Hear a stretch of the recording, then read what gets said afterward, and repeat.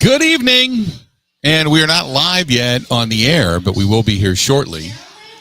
We are broadcasting live down here at the Mecca Sports Bar and Grill for those of you that are chiming in and starting to follow us over on the Bud Light live stream.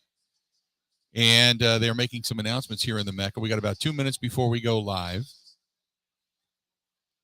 And they're doing some prize giveaways down here tonight. Bud Light is on hand for Bud Light and Michelob Ultra, and they're giving away tickets to a Bucks game and a suite down here.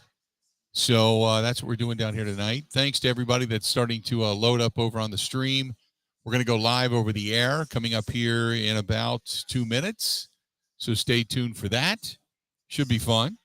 But what a good crowd tonight. Last couple of times we've been here at the Mecca, I want to show you this. Last couple of times we've been here at the Mecca, it has not been too crowded. Tonight, pretty packed. The upper deck is crowded as well. So the crowd pretty good before tonight's Bucks-Pistons matchup. And they have now flipped over Sports Center. Check out the Bucks and Wisconsin Sports Zone update. So the Packers are you're hearing in the background. Got no help prior to the trade dedeadline yesterday. It leaves Coach Matt LaFleur and his You're staff hearing in the background figure that out they how are to going make the players to they the do top have of the hour work. update. He remains convinced they can do that. Nicholas, what up? In their current the bowling show. Streak. We've bowling. displayed at times back 35-10 this weekend. Book football, it, Derek. I hope you're right, man. Too inconsistent. They haven't scored 30 points all season long. I don't know what kind of optimism but I you're think drinking, there's but been wow. times when we have displayed winning football. Okay. We've got to be more consistent. Rick, LaFleur what was up? asked whether they're approaching Sunday's game as a must-win. Nope.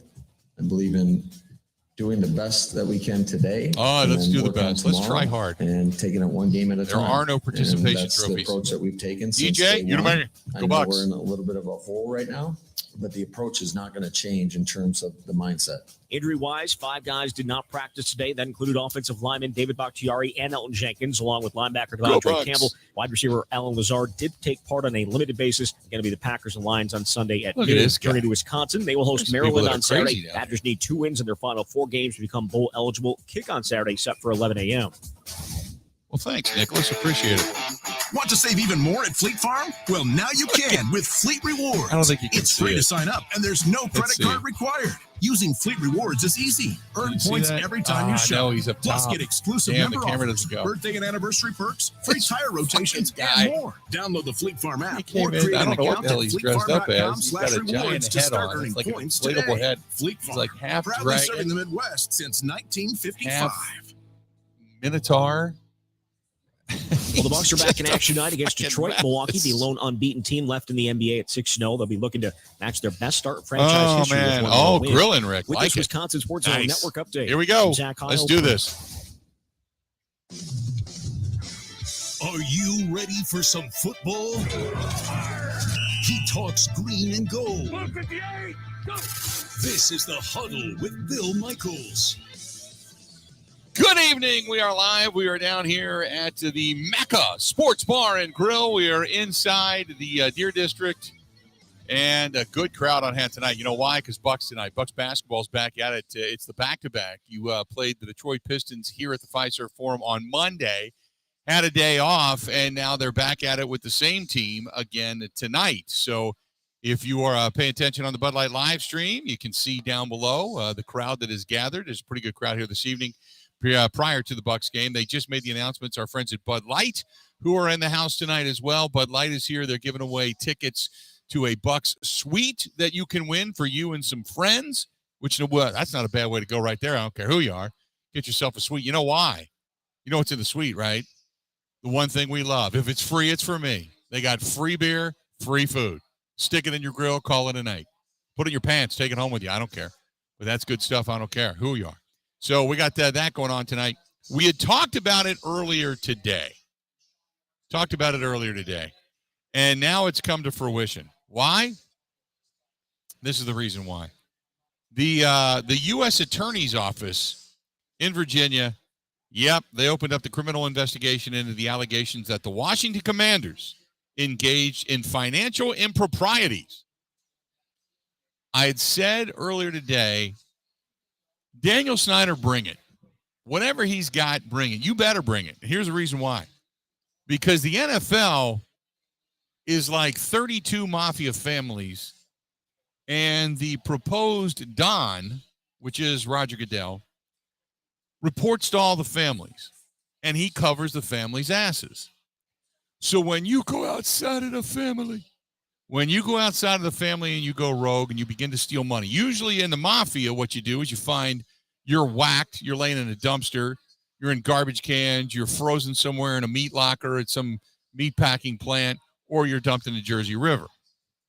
In the NFL, you can't necessarily do that.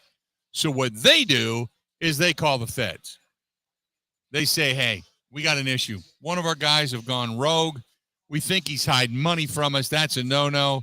We can't really find Daniel Snyder, drag him down the street, cut off his hands so he never steals again, to send the symbol and the symbolicness to all the other owners and anybody else out there that thinks about taking our money.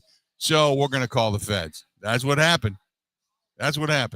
Sources say the prosecutors focused on several areas, and that the inquiry was triggered by a letter to the House Committee on Oversight Reform sent to the FTC and several attorney generals in April that alleged deceptive business practices.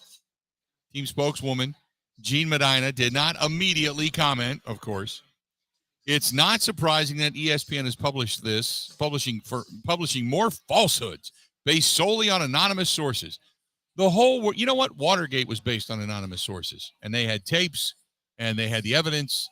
Many a time, anonymous sources are used that want to shed light on some kind of an impropriety. That's what happens with anonymous sources or sources close to the situation. You can't be this effing stupid. Well, we're going to shame the sources. No. And, of course, the NFL is declining comment at this point. The NFL, in April, engaged former SEC Chair Mary Jo White to look into the matter. The review is ongoing. That's a very kind way of saying F with us. Yeah, go ahead. Whatever you got, bring it. Bring it.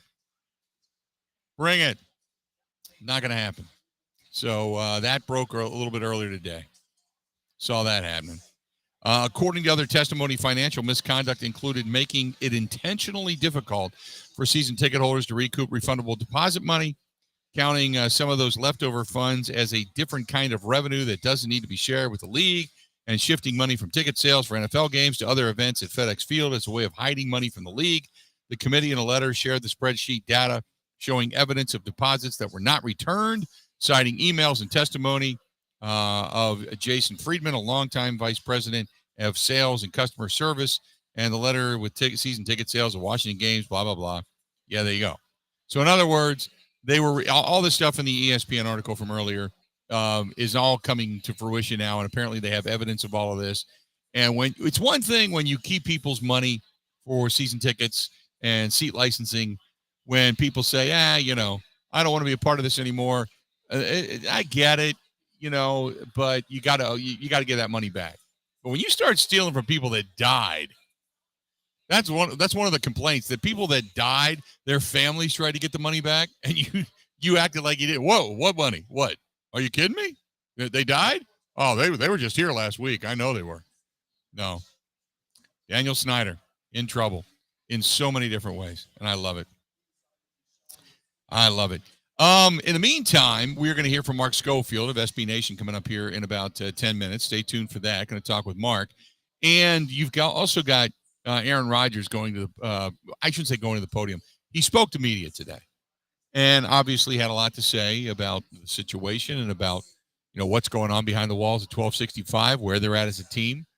I wanted to do this because I didn't want to start out the show just by strictly jumping into what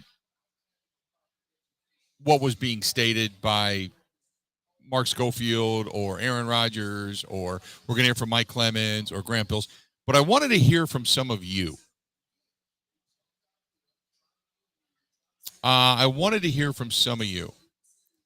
So Mark writes, he said, first of all, everybody wanted a receiver before the trade deadline, but I feel they needed to be able to stop the run as their number one priority. The Packers should have traded for a high-caliber defensive lineman that can take away the double teams on Kenny Clark and help pressure the quarterback without having to blitz or put more pressure on the corners to cover, and that satisfies to come up and play the run along with the safeties.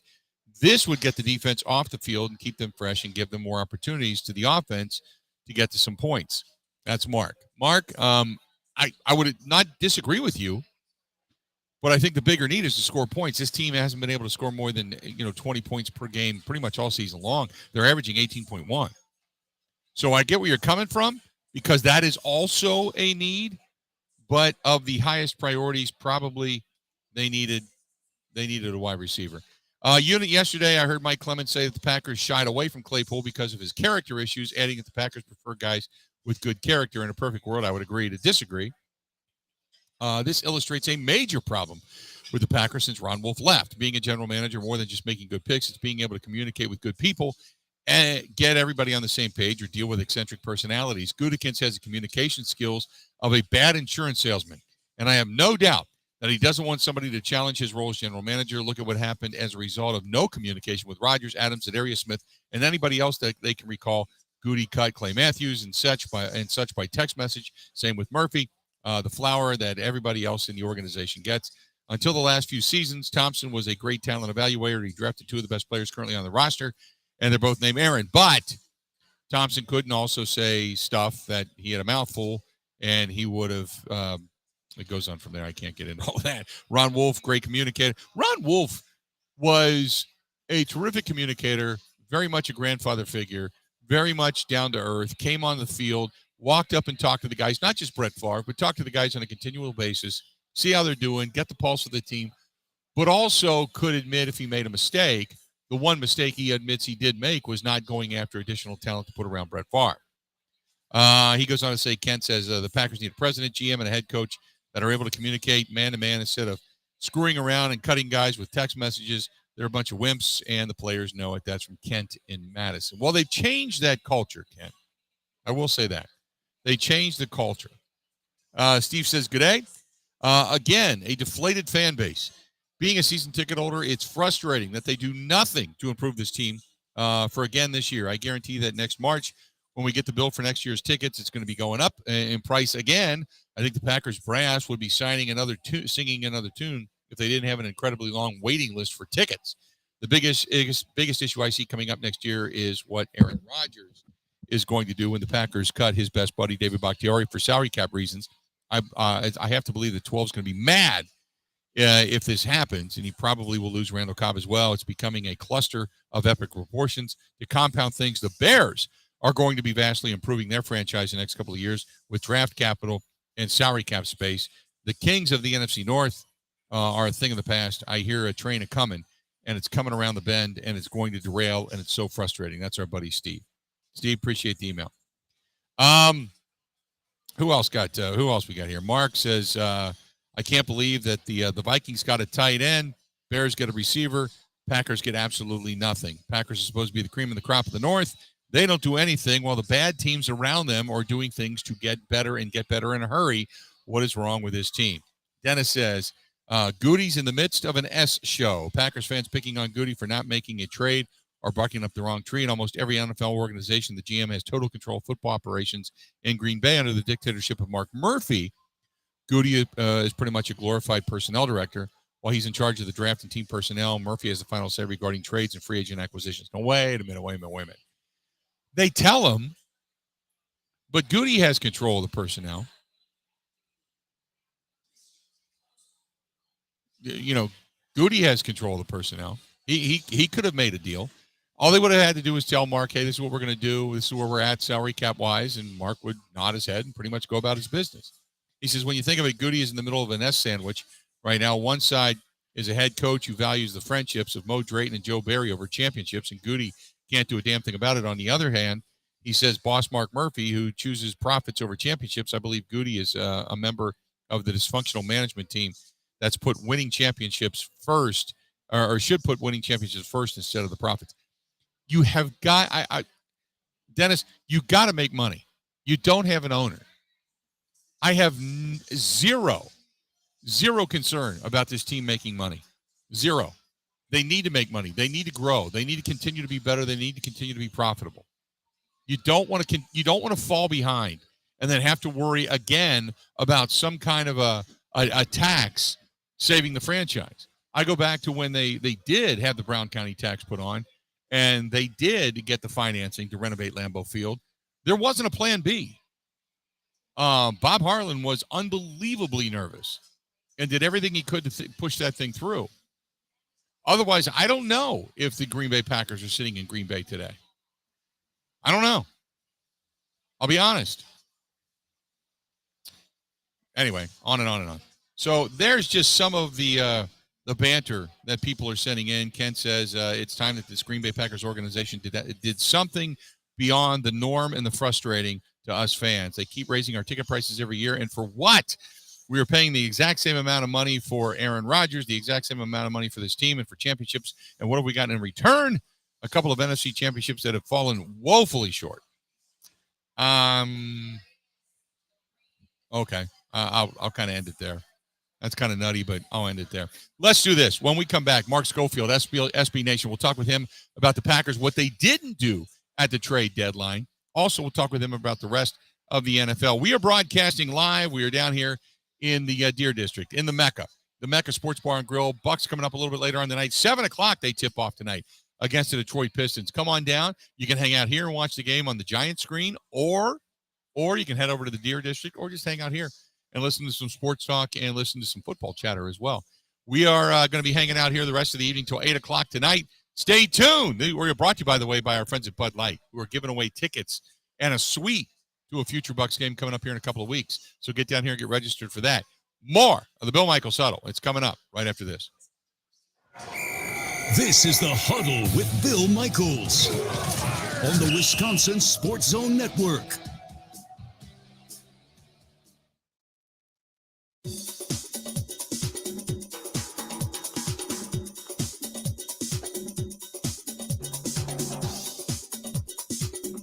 Bill Michaels will resume in 3 minutes.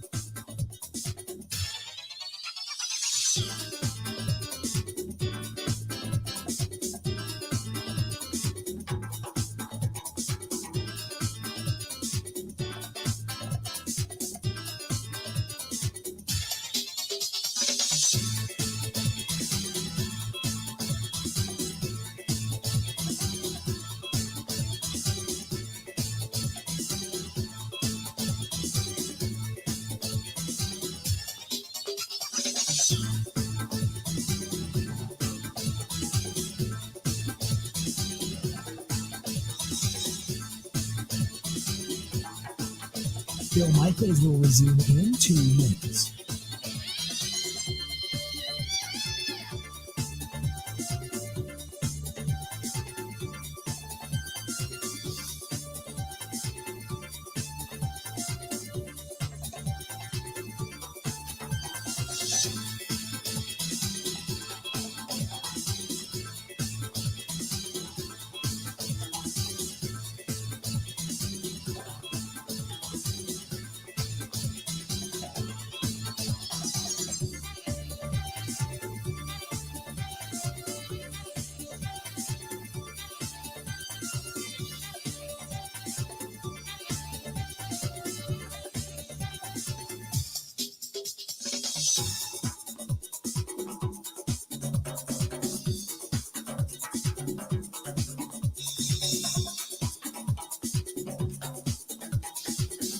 Bill Michaels will resume in 1 minute.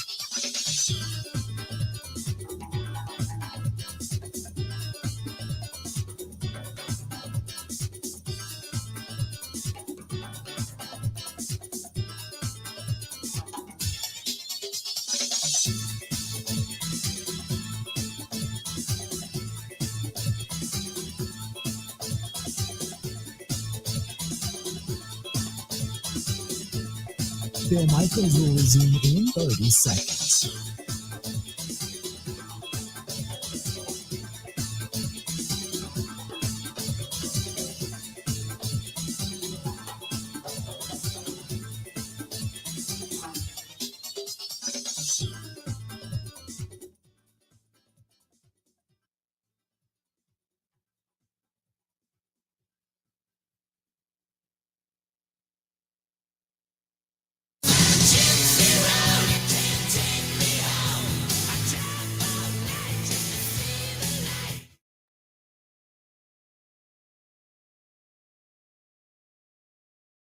Broadcasting live down here at the Mecca Sports Bar and Grill. We are in downtown Milwaukee and inside the Deer District. So good stuff today. Good stuff. Enjoy being here. And come on down. Bud Light giving away tickets to a Bucks game. Giving away a suite and such to a Bucks game, to an upcoming Bucks game. So if you want to come down and get registered for that, you can. Bring him in now from SB Nation, our guy Mark Schofield joining us. Mark, how you doing, man? I'm doing well, Bill. How are you today? I'm good.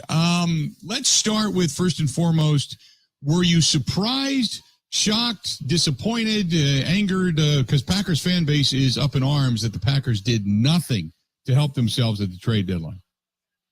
I mean, I was surprised that they didn't make a move. I mean, we've seen the report and heard the report that they were in on sort of a Chase Claypool trade that eventually went down with the Chicago Bears.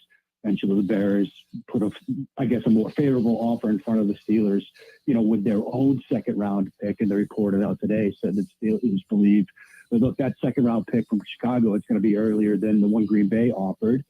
And so I guess they decided at the end that, they weren't going to, in their mind, overpay for a wide receiver. I'm surprised that, I thought maybe a Brandon Cooks move or, maybe even a DJ Moore kind of move might have been in the making, but those never seemed to materialize. I guess Cooks came close to the Cowboys at one point, according to some of the reporters out there. So, I'm surprised that a move did not get done. I think ultimately, though, if you take a step back, you look at the NFC at large, they're even sitting at where their record is right now. It's not like they're out of it. Maybe there's a belief inside the building that, hey, we could still make a run. Look at the rest of the NFC. We can figure things out with what we have. We're not going to overpay. We're not going to, somewhat mortgage the future for a Chase Claypool acquisition if we feel that we can still make a run with what we have. So I'm surprised something didn't get done, but ultimately, given what we saw and given what the Claypool deal was in the end, I can almost understand it. I look at it this way, and a lot of people say, well, why, if you need more than one guy to help this team, why would you make a deal? First of all, if Rodgers comes back again next year, and we believe with 50 million reasons on the table he will, then at least you get this half of a season to work with a guy, plus you're already on the same page going into next season. Whatever you do in the draft to bolster this team, because God knows they hang on to draft picks like grim death. And then maybe you get another year of Romeo Doubs. Christian Watson gets a full training camp, doesn't get injured again because he's down yet again. So maybe you get your full complement of wide receivers and a veteran, and then maybe things begin to materialize.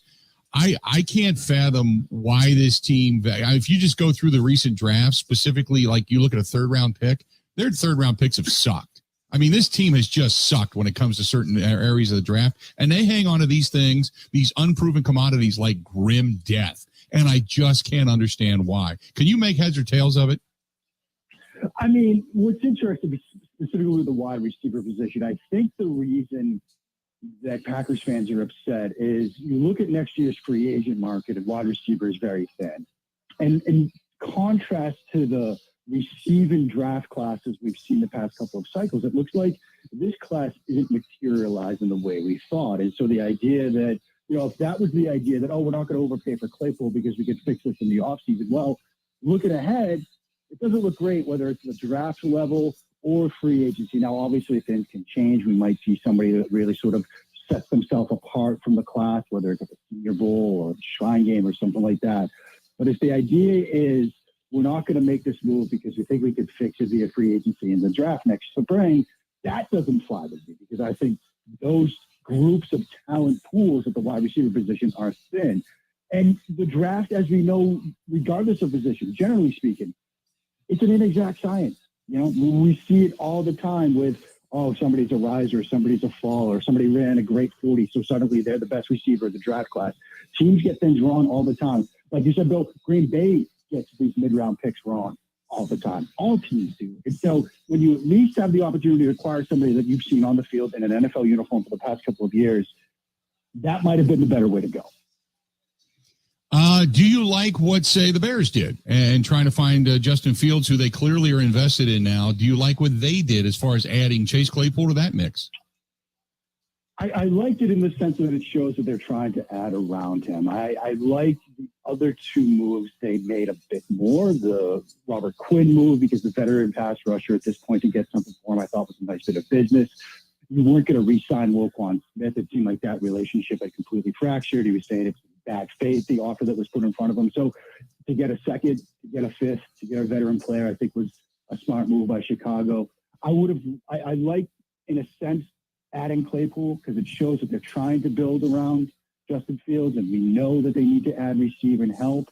I would have preferred it if you gave, the Baltimore second-round pick because, it might be a difference of, say, 20 picks. You basically moved down in the second round to do that. So I question that angle of it, but if that's what it took to get it done, then I understand. So, I like the Quinn and Smith moves a little bit more, but you can at least see that, okay, Chicago's in a position now where they're starting to add some draft capital. Even with the Claypool trade, they still have 3 picks in the first 2 rounds right now. They have about $120 million to spend in free agency. And so they'll be able to continue to make some moves. So that process that we all knew was coming, it's finally begun. The 2 quarterbacks everybody's talking about is Tom Brady and Aaron Rodgers. Have the quarterbacks declined that much, or has the talent around them not permitted them to shine the way they once have? I think it's a combination of the two in a sense, Bill. As we're seeing defenses, again, the too high world that we're living in, trying to really sort of limit what you can do in the vertical passing game in terms of creating explosive plays. And you and I have talked a lot already this season about Green Bay and their inability to generate some of those explosive plays. When you're forced to try to be patient and live underneath and take easier throws and put together 10, 12, 14-play drives at times, eventually you might have a breakdown if you don't have that talent, and that's where the second part of it comes in. So I think with what we're seeing defensively, what defenses are really forcing offenses to try to do, coupled with, maybe some injuries, maybe some lack of chemistry issues like we're seeing with the Green Bay right now when receiver and quarterback aren't always on the same page, injuries or inability to protect the quarterback like we're sometimes seeing down in Tampa Bay. When you're forcing the offense to put together these longer drives and you're forcing them to be perfect more often than just one big shot play over the top, when you don't have all the pieces together, that's when you're seeing offenses struggle. And I think that's a lot of what we're seeing right now in Green Bay and Tampa Bay.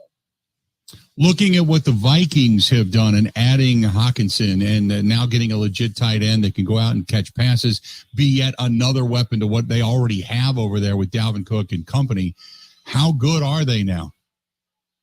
I think the Hawkinson trade was a very good move from the Minnesota Vikings because you're talking about this season, Kirk Cousins, I think he was like 30th in QBR when thrown to tight ends this year out of 33 qualified passers, near the bottom of the league. Irv Smith Jr. now sidelined with a high ankle sprain for 8 to 10 weeks. So to get a tight end and to really not give up that much for him, I think was a fantastic move. I know part of the reason Detroit was willing to move on him is from people that I've talked to, they didn't think that they were going to be able to sign him to a long-term deal when his rookie deal, finished. There was an idea that the team and the player were pretty far apart on value. And so maybe Detroit, similar to the Roquan Smith discussion, figured, look, we're not going to get anything for him. We're not going to get him to a long-term deal. Why not get something for him? I think that's what happened from Detroit's perspective. But I still, Bill, getting back to the summer, I still have questions about the Vikings overall because, yes, they're 6-1. But the one good team, the one really good team they played, Philadelphia, that's their one loss. They've got wins against Detroit, the Saints, the Bears, the Dolphins without Tua, the Cardinals this past week. Their resume is a little thin. I think we'll know a lot more about Minnesota Thanksgiving night, because over the next couple of weeks after we play Washington, they get Buffalo and Dallas, those 2 weeks following that, and then New England on Thanksgiving night. How do they look on Thanksgiving night when that New England game ends? Because if they've continued to win, if they maybe beat Dallas and have a close one against Buffalo and beat New England, then I'll believe. But if they beat Washington and then lose 2 out of 3 or even 3 straight, I think we'll get a better sense of who the Vikings really are. You got the Cowboys and Giants are kind of your wild card teams right now if the playoffs were today. And I know that's kind of ludicrous, but just living in this right now.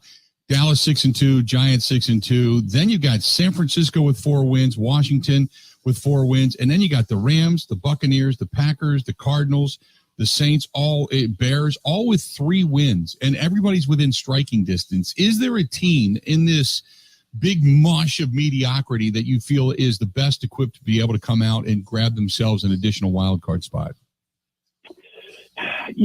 Looking at that sort of clump of teams, setting the Cowboys aside because they're 6-2, looking at this clump of teams right now, I like what San Francisco has done. They're sitting there at 4-4. Add in McCaffrey. We saw the impact that he had on that offense this past week, right? Touchdown pass, touchdown run, Right. receiving touchdown. When they get Debo back and fully healthy, the ways that Kyle Shanahan will be able to stress defenses and force them into some tough situations, because those are two offensive, Swiss Army knife type players. You might see some formations where you've got Samuel in the backfield and McCaffrey in the slot. And what do? You put a linebacker over Samuel and treat him as a running back? Do you put a corner over him? Like, how are you going to handle that? They'll be able to really generate some looks pre-snap that will simplify the decision-making for Jimmy Garoppolo, give them some mismatches. If they decide, hey, we're going to treat Samuel like he's still a wide receiver, we're going to play with a corner over him, they'll run him between the tackles. They've done that before with Samuel. If they treat him like a linebacker, they'll try to get a one-on-one route with him. And so they've got an ability now with Samuel and McCaffrey, when they're both on the field together, to do some really creative things. And I think we're going to see down the stretch that offense really sort of take shape, create problems for defenses. And I think we'll see San Francisco going on a little bit of a run. I know the Packers, coming into this game against Detroit, they're favored. I can't imagine many games after this that the Packers are going to be favored. God forbid they lose this game, but I can't, because they're staring down the barrel of Dallas after that back at Lambeau Field, and the return of Mike McCarthy and all that kind of stuff. So there's going to be a lot of anxiety there. But can you imagine any game other than this Detroit game that the Packers are actually going to be favored in the remainder of the season, the way they're playing right now? I could cheat here and I could say the season finale against Detroit at home. There's that one. Maybe the Rams game, you get that Rams game at home. But, like I said, I think the easy way out with that second Lions game, maybe that Rams game, but because also that Rams game, you're coming off the bye. But other than that, maybe Chicago. But, yeah, you've got Tennessee, you've got Philadelphia, You've got Miami on the road, and, Christmas Day in Miami, it's still going to be a little warm then. So Miami's often pose problems for teams. I know New England has always struggled down there. And so it's not the easiest slate down the stretch here for Green Bay. So I'm just going by what you stated, the 3 games they'd be favored in: Chicago, maybe twice against Detroit. Can we talk about a six win season? 6-11, 6-11 on the season for, oh my God, think about that. Yeah, not great. Maybe Holy 7. Like I said, that Rams game 2 coming out of the box, so maybe 7. So who knows? Could 7 wins get you in? It almost looks like it could in this NFC, especially once those NFC East teams start beating up on each other. Yeah, I get it. Hey, real quick before I let you go, you look at the AFC. Obviously, the AFC is somewhat in flux right now. Same thing. You've got 4 teams that are really good: Buffalo, Tennessee, Kansas City. We believe in. Baltimore's defense, especially in the second half of games, not great. New York, the Jets are sitting in uncharted territory. Miami's at 5-3, the Chargers. And then you got the defending AFC champion Cincinnati sitting in number 9, only 4 wins on the season. Who's going to creep up, do you think, there? Obviously, we believe Buffalo, we believe Tennessee, we believe Kansas City. After that, where does this lie, do you think? Who's got that strong suit? I really thought Cincinnati was going to put a run together, but with this Chase injury and what we saw from that offense on Monday night, now I'm a little worried about the Bengals. So take them out of it. Miami and Baltimore. I look at what those 2 teams have done in the past couple of days with the moves that they've made. Miami in particular, right? They're struggling to pressure the quarterback. Last year, it was all the zero blitz stuff, and they were blitzing heavy. They were pressuring quarterbacks, I think, the second most in the league. Now they're near the bottom. They had Bradley Chubb, a guy that can win some one-on-ones. They won't have to blitz as much, or if they do, it might be a little bit more successful. They'll get some more pressure on the quarterback. So I like what they've done. Plus, Tua is playing at a very high level. And then in Baltimore, added Roquan Smith. What I think they'll do is take Patrick Queen, who's shown some burst and explosiveness on the outside as a pass rusher, maybe playing in more of an outside linebacker role.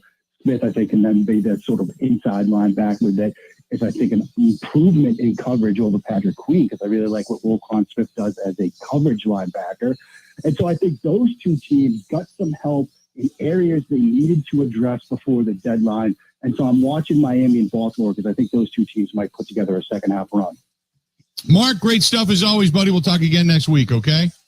Sounds great, Bill. Thanks so much. Have a great week.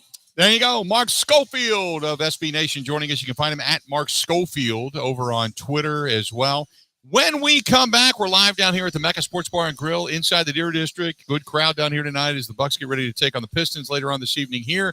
Bucks game will be on the giant TV that they have here in front of us. You can see down below on the Bud Light live stream as fans continue to come in, come out, as some of them are going next door over to the Five-Star Forum. Others are coming in to watch the game here tonight. Come on by. They're giving away suite tickets. And I don't mean sweet as in cool. I mean sweet as in you get tickets to go to the suite.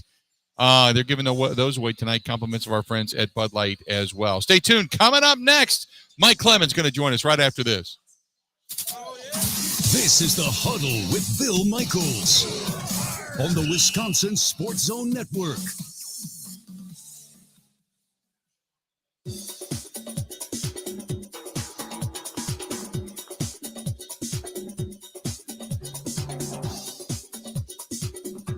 Bill Michaels will resume in 5 minutes.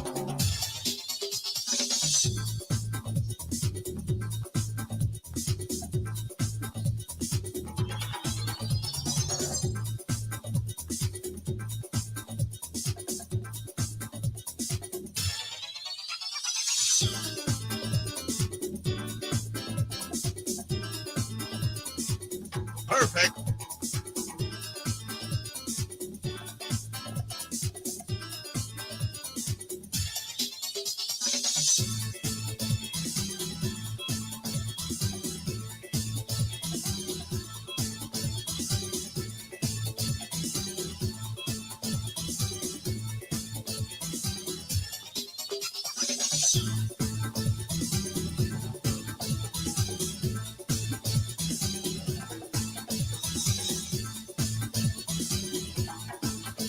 Bill Michaels will resume in 4 minutes.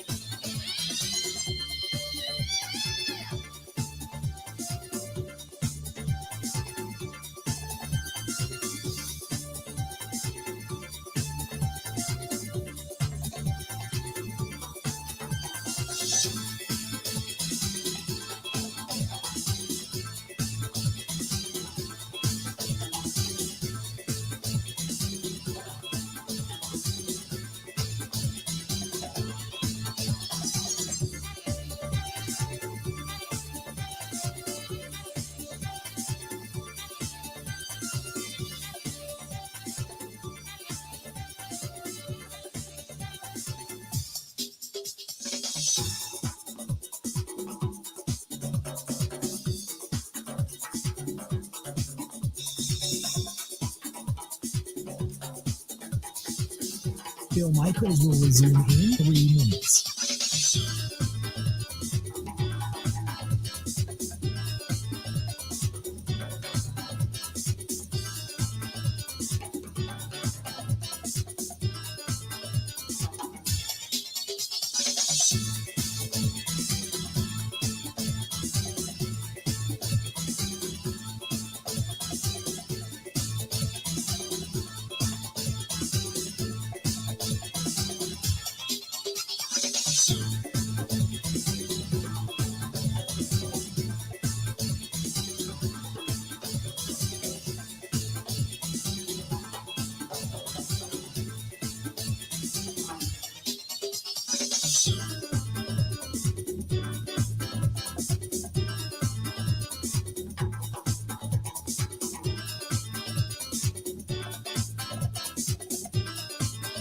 Bill Michaels will resume in 2 minutes.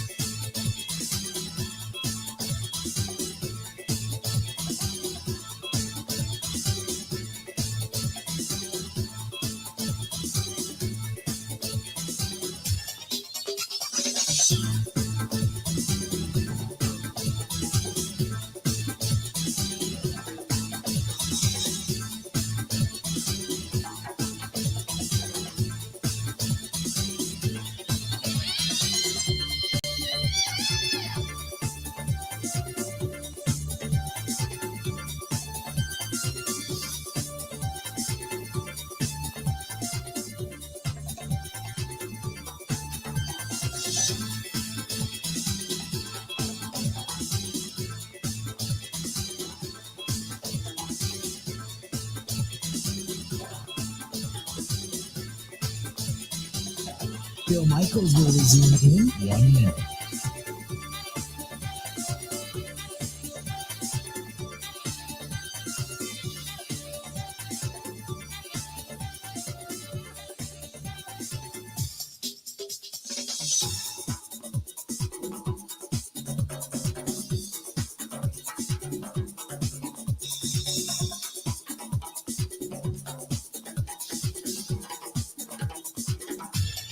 Bill Michaels will resume in 30 seconds.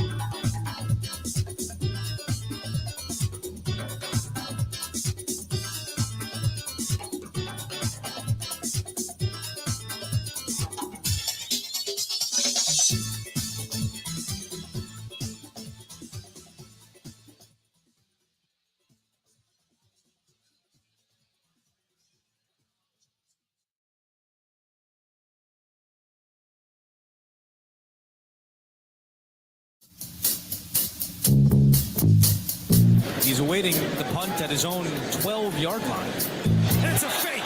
It's a fake. And Detroit has it. It's C.J. Moore back in Detroit. Signed off the Houston practice squad this week. And what a gutsy call by Dan Campbell. Matt, on Sunday, Lions are up 24-17 with about a minute before the half, and they go with a fake punt. Does Dan like to roll the dice a couple times a game like that? Yeah, I think they've had 2 fake punts this year, and then I know they had a surprise onside week 1. You know, we got a lot of trick plays a year ago when we played them, so I think the antenna's got to be up, really in every phase. Welcome back. Mike Clemens asking Matt LaFleur a little bit earlier today the question about the Detroit Lions and their trickeration, as one Larry McCarron has put it in the past. Mike Clemens now joining us on the hotline as we broadcast live down here at the Mecca Sports Bar and Grill. Michael, how you been, buddy? Pretty good. You know, Dan Campbell has something that the past 2 or 3 Lions head coaches have not had. And even though he's sitting there at 1-6 now and only won a game or 2 last year, I think this guy has still got the media in there believing in him, the players believing in him, maybe even the fan base. Even though they've lost so many games, this guy tells it straight. And he's very upfront. He's very simple in his explanations. He runs tough practices. He asks for these guys to play, tough football. He's got a new general manager that's trying to figure things out. I think they're really shorthanded in their secondary, which is why they're like last in pass defense, which is why they were up 24-17. And like I told LaFleur, this guy will do anything to win. This guy is dangerous. He doesn't care. He's 1-6. What does he care? And this team lost a trip to the Super Bowl because of special teams, and they got a Mason field goal kick blocked the other day.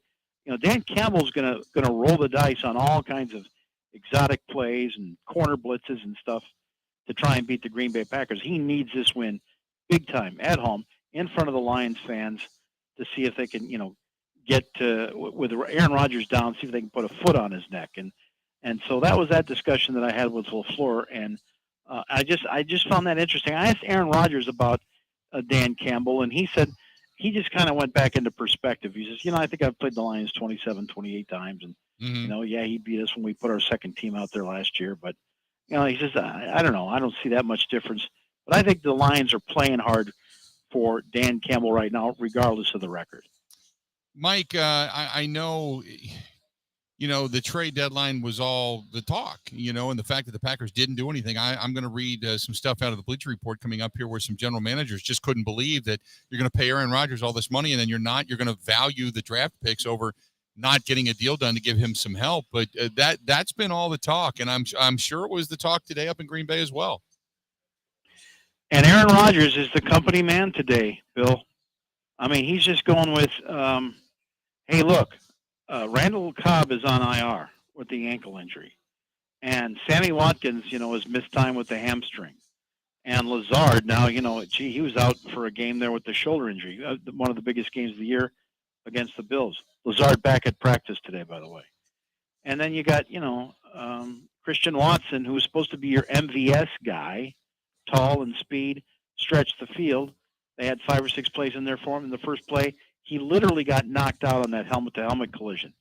So the rookie can't stay on the field. But that's your starting 4 receivers. And then you're out there with Romeo Doubs and Samori Toure, who have made a very nice adjustment that Rodgers praised him for today. I'll tell you what, a week ago at this time, Aaron Rodgers was not a Toure fan. He was wondering why they wouldn't bring up Juwan Winfrey again or put him on the roster full time. Maybe even that Travis Fulgham was caught a lot of passes for Nick Foles 2-3 years ago in Philadelphia.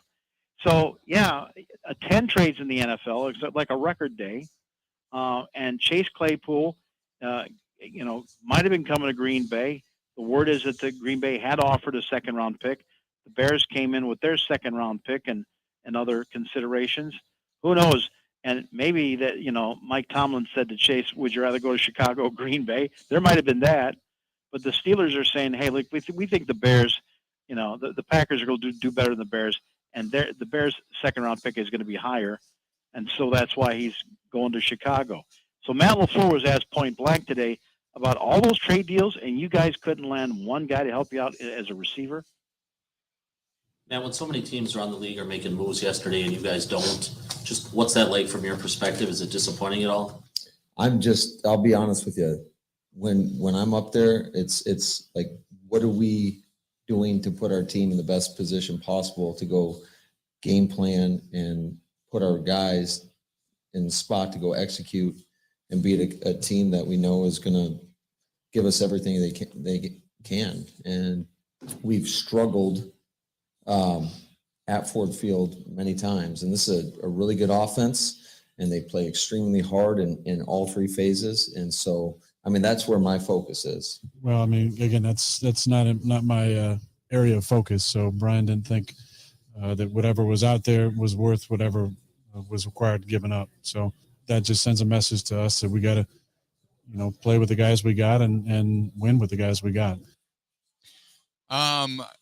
He says that sends the message to us. What do you think that message was, Mike? You're the team. Look in the mirror. You don't need help. You guys figured out down there. I also think it just means, well, I'll tell you one thing specifically about the Chase Claypool. Now, even though the Packers allegedly were putting up a second-round pick for him, the guy's a hothead. There's a reason that Mike Tomlin's getting rid of him. He's getting 3 or 4 catches a game. And I've got a clip that I can play tomorrow morning on Evo's show where the guy's admitting he's been a hothead in the past. So, and Brian Gutekunst figures, look, I don't need an average receiver with some experience who's also, this side of Antonio Brown coming into Green Bay. So they weren't going to put anything higher than that second-round pick. I could be all wrong about that, but I'm looking for the reasons why and why not, and that's all I know about it. But in the meantime, you look at these draft picks that these other teams are giving up, and this would just kill what the Packers believe in. They say, well, don't you like Romeo Doubs, a 4th-round pick? Don't you see that, what we saw in Christian Watson, as a high second-round pick? What about Quay Walker? This kid's going to, be around. Hey, look what we did with Rashawn Gary. Now he's one of the best defensive players. Draft picks mean a lot to us in Green Bay, and we put them to use, and we've been hitting on those higher draft picks. Why would I give that up for, a head case that Mike Tomlin wants to get rid of? So, that's where the arguments go. And I'll tell you what, the only thing tougher to sell a fan base that's looking at a 3-5 team, with your Hall of Fame quarterback at $50 million a year, is to be the 1-6 Detroit Lions and a guy that was your first-round pick, 8th overall, just 3 years ago, out of Iowa. This is the model for tight ends at 6'5", T.J. Hawkinson. Why are you trading him to a team in your own division, the Vikings? Well, Irv Smith, their tight ends on IR, probably done for the year. They were desperate. They called, and they gave him like 3 picks, one for next year, one for the year after that. And you know what? The Lions said, you know what? We'll take the picks over a kid that so far is just an average tight end. And Dan Campbell answered those questions. What's your message to the players who look at a move like this and they're thinking about right here, right now? Well, yeah, look, I've simply told them that, look, this is a business decision and there's nothing personal. And I got a lot of respect for TJ, as does everybody, and wish him the best until we play him again. And no hard feelings, man. We talked yesterday. All's great. And I just told them that and told them that what I have to judge is, where does his production go now? And I have to feel okay with that production going to St. Brown, Reynolds, Swift, another carry for Jamal, and the other tight ends, and I feel okay with that. If you're a guy in that room, they just got rid of one of our best players. Like, are they already rebuilding for next year? No, I told them exactly verbatim what I just told you is what I told them, and that's how I view it, and that's how I told them. And so there's more food on the table now for the other skill players on offense.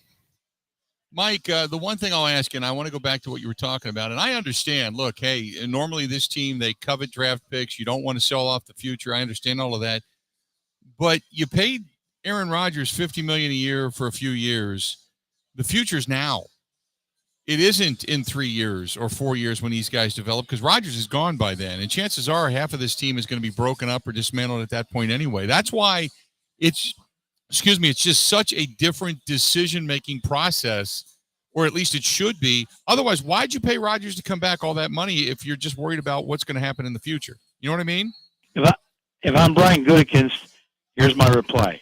First, I'll start off with an anecdote that Tim Hasselbeck told on the air the other day when he was with the Seahawks. And he said, I had some guys and they were young and they weren't running the right routes. And he said, Jim Zorn, a guy who did time here as a quarterback, was a longtime starter as a quarterback up in Seattle. He said, he was my quarterback coach under Holmgren. This is like, 05 or so. And he said, hey, can I give you some advice?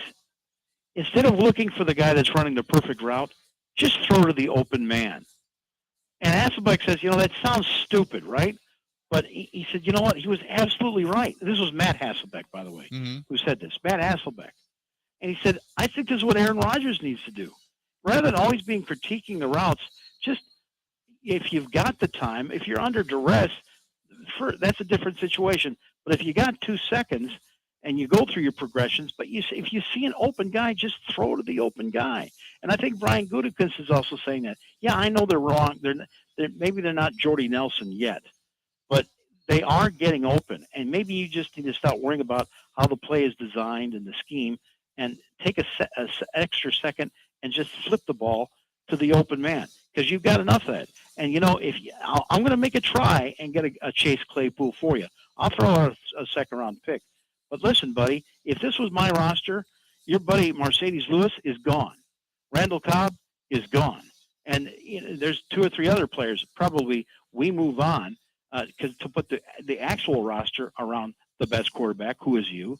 But, you want some of these guys still around. You need some of these veterans, you say. So, there's the balance. Now it's up to you, Aaron. Pull it out. It's up to you. Mike, great stuff as always. I appreciate it, buddy, and we'll talk again on Friday, okay? Thank you, Bill. Thanks, pal. Talk to you soon. There you go, the Mike, our great Mike Clemens. A good report from up in Green Bay, and he's going to be on with Ebo tomorrow morning as well. When we come back, one general manager spoke about the Packers not making a deal. You're going to want to hear what he has to say. Interesting stuff. Stay tuned. We are broadcasting live at the Mecca Sports Bar and Grill down here in the Deer District. Bucks getting ready to take the floor over at the Fiserv Forum. We're brought to you by our friends at Bud Light, giving away Bucks tickets here tonight. Come on by and say hi. You can win yourself a suite to a Bucks game. Stay tuned. We got more right after this. This is the Huddle with Bill Michaels on the Wisconsin Sports Zone Network.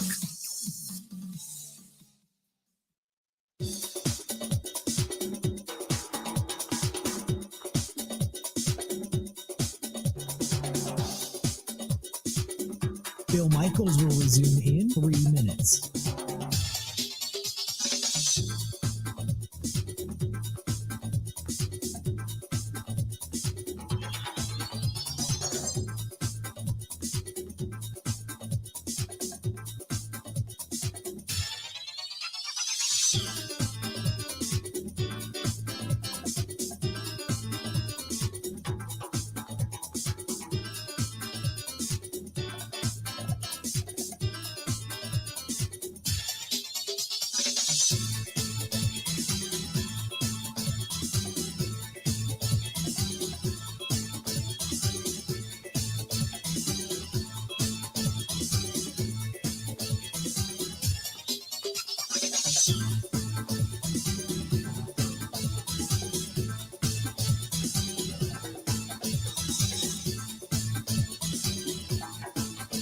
Bill Michaels will resume in 2 minutes.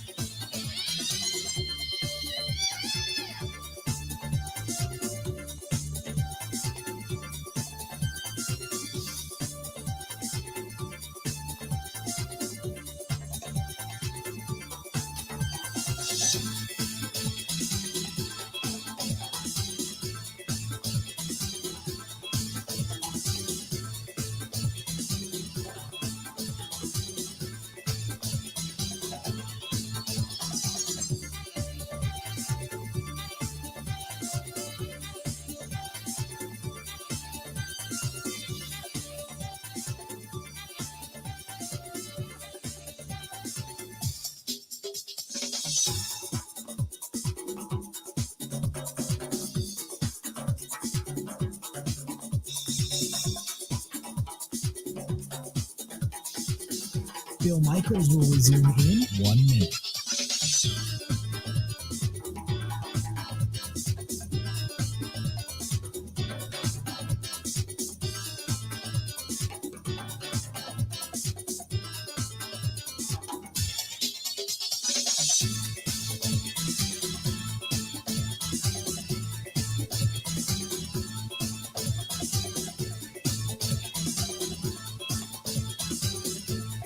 Bill Michaels will resume in 30 seconds.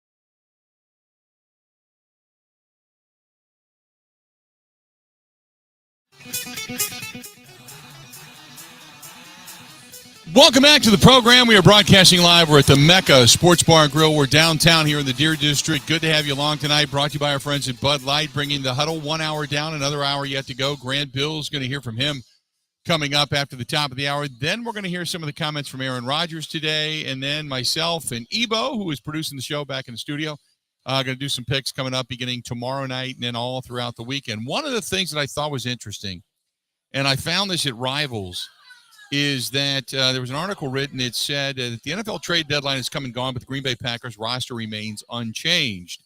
The franchise is in action despite its obvious need for an upgrade at the wide receiver position, and several reported inquiries to add to that weakness may come as a surprise or business as usual, depending on your perspective. Green Bay has not traditionally mortgaged draft picks for the midseason roster additions, many of which prove either to be rentals or sunken costs on veterans who inevitably get injured or underperform in the contracts they're awarded. But this year, it feels like it's different. The Packers aren't usually sporting a losing record halfway through a campaign, let alone a 3-5 mark, 3.5 games behind the Vikings in the division. Green Bay won the NFC last season. They offered, expensive long-term deals to many particular players. They made Aaron Rodgers the highest-paid player annually in league history.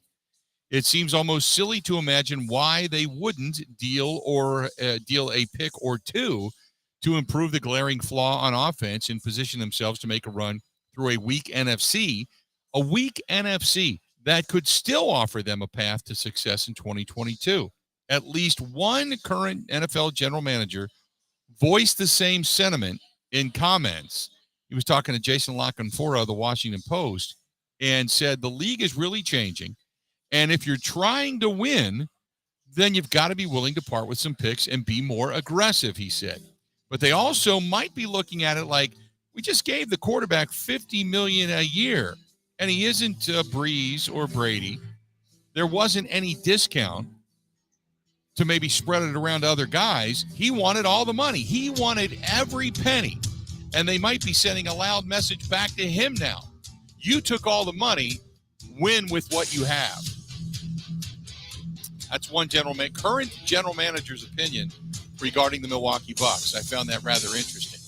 Stick around. We got another hour yet to go. Grant Bilse of the Wisco Sports Show going to be joining us. We're live here at the Mecca Sports Bar and Grill, brought to you by our friends at Bud Light, the official beer sponsor of the Bill Michaels Sports Talk Network, bringing you the Huddle tonight. Come on down. Still win yourself some Bucks tickets as well.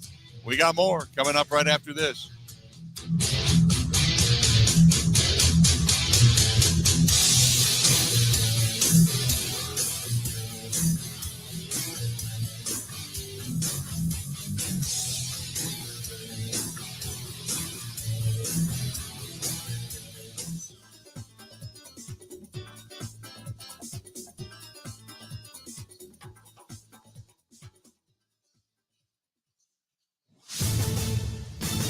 This is a Wisconsin Sports Zone update. Well, the Packers are 3-5, got no help prior to the trade deadline yesterday. It leaves Coach Matt LaFleur and his staff having to figure out how to make the players they do have work. He remains convinced they can do that despite what's happened in their current 4-game losing streak. We've displayed at times some good level of football, but it's just been too inconsistent, and I don't think it's been complimentary football all the time. But I think there's been times when we have displayed winning football.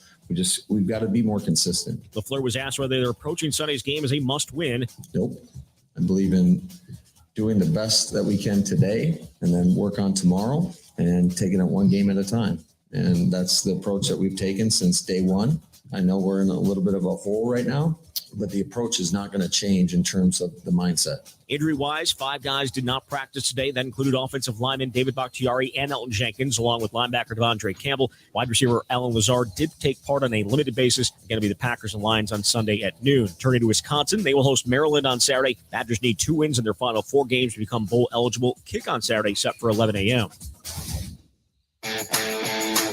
Want to save even more at Fleet Farm? Well, now you can with Fleet Rewards. It's free to sign up, and there's no credit card required. Using Fleet Rewards is easy. Earn points every time you shop.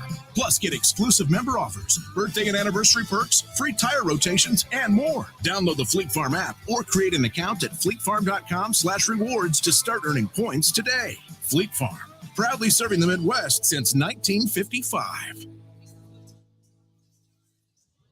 Well, the Bucs are back in action tonight against Detroit. Milwaukee, the lone unbeaten team left in the NBA at 6-0. They'll be looking to match their best start in franchise history with one more win.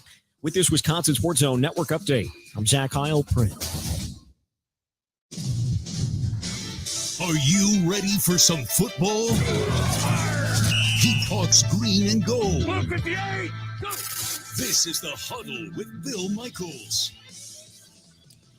Welcome back. We're glad to have you back. Hour number 2 of the Bill Michaels Huddle. We are here live at the Mecca Sports Bar and Grill, downtown Milwaukee in the Deer District, across from the Fiserv Forum. Bucks tonight getting ready to tip off over at the Fiserv, and they're taking on the Detroit Pistons. They played them on Monday here. They're playing them again here tonight, taking that undefeated record to the court, and a good crowd on hand to watch the game. And also who had stopped in a little bit earlier, also some of the tables, as you can see down below, have kind of cleared out as some of the fans have gone next door to the Fiserv to watch the game. Bringing in Grant Bilse now, the Wisco Sports Show, and bring him in to chat with us a little bit. Grant, how you doing tonight, man? I'm doing good, Bill. I'm glad to hear that you're at the Mecca. I was there on Saturday afternoon, and I saw your picture on the wall. And I told the bartender, like, you're not going to believe this, but I know that guy. And he said, shut up. No way. And I said, yeah, no, I do. And I don't think he believed me. But, yeah, I was there on Saturday. We ended up going to the Bucks game at night. Had some chicken tenders and a couple of beers. It was an awesome spot. I'm jealous that you're there. There you go. It's a nice place. We've been here a couple of times now, so always fun to come down. I wanted to ask you about the fact that on your show, what's the reaction been? No moves made by the Green Bay Packers. I think people are mad, but I just think it's anger directed everywhere. I think a lot of Packers fans would have been cool if they gave up the second-round pick for Chase Claypool, and I think a lot of Packers fans are okay that they didn't. I think a lot of people that I talked to on my show were indifferent about the trade deadline, but just angry overall. So we're just yelling about everything. I'm frustrated, and I think a lot of my listeners and callers echoed this too, that there are no wide receivers on this team. Like, it's been neglected in the draft for the last couple of years, so the Packers have been put in a position now to need to trade and overpay for a guy like Chase Claypool, right? Like, how did the roster get to this point? I think that's why people are frustrated, right? On one hand, you try to build for the future with Love then you kind of backtracked on that, and then you tried to go all in, and we're kind of stuck in this awkward middle ground. I think a lot of Packers fans are upset, but I think it's just general anger. I don't think it's overly upset at the trade deadline, although I'm sure some Packers fans are, but that's not most of the people that I talked to on my show yesterday. So Jason Lockenfora in the Washington Post gets a general manager on that says, and I read this just before we went to break, he said the league is really changing, and if you're trying to win, you got to be willing to part with picks and be more aggressive. But they also gave the quarterback $50 million a year as the highest paid player annually. There wasn't any discount, so they could spread the money around to other guys. Aaron Rodgers wanted every penny, and they may be sending him a message back right now, win with what you've got. Do you believe that? No.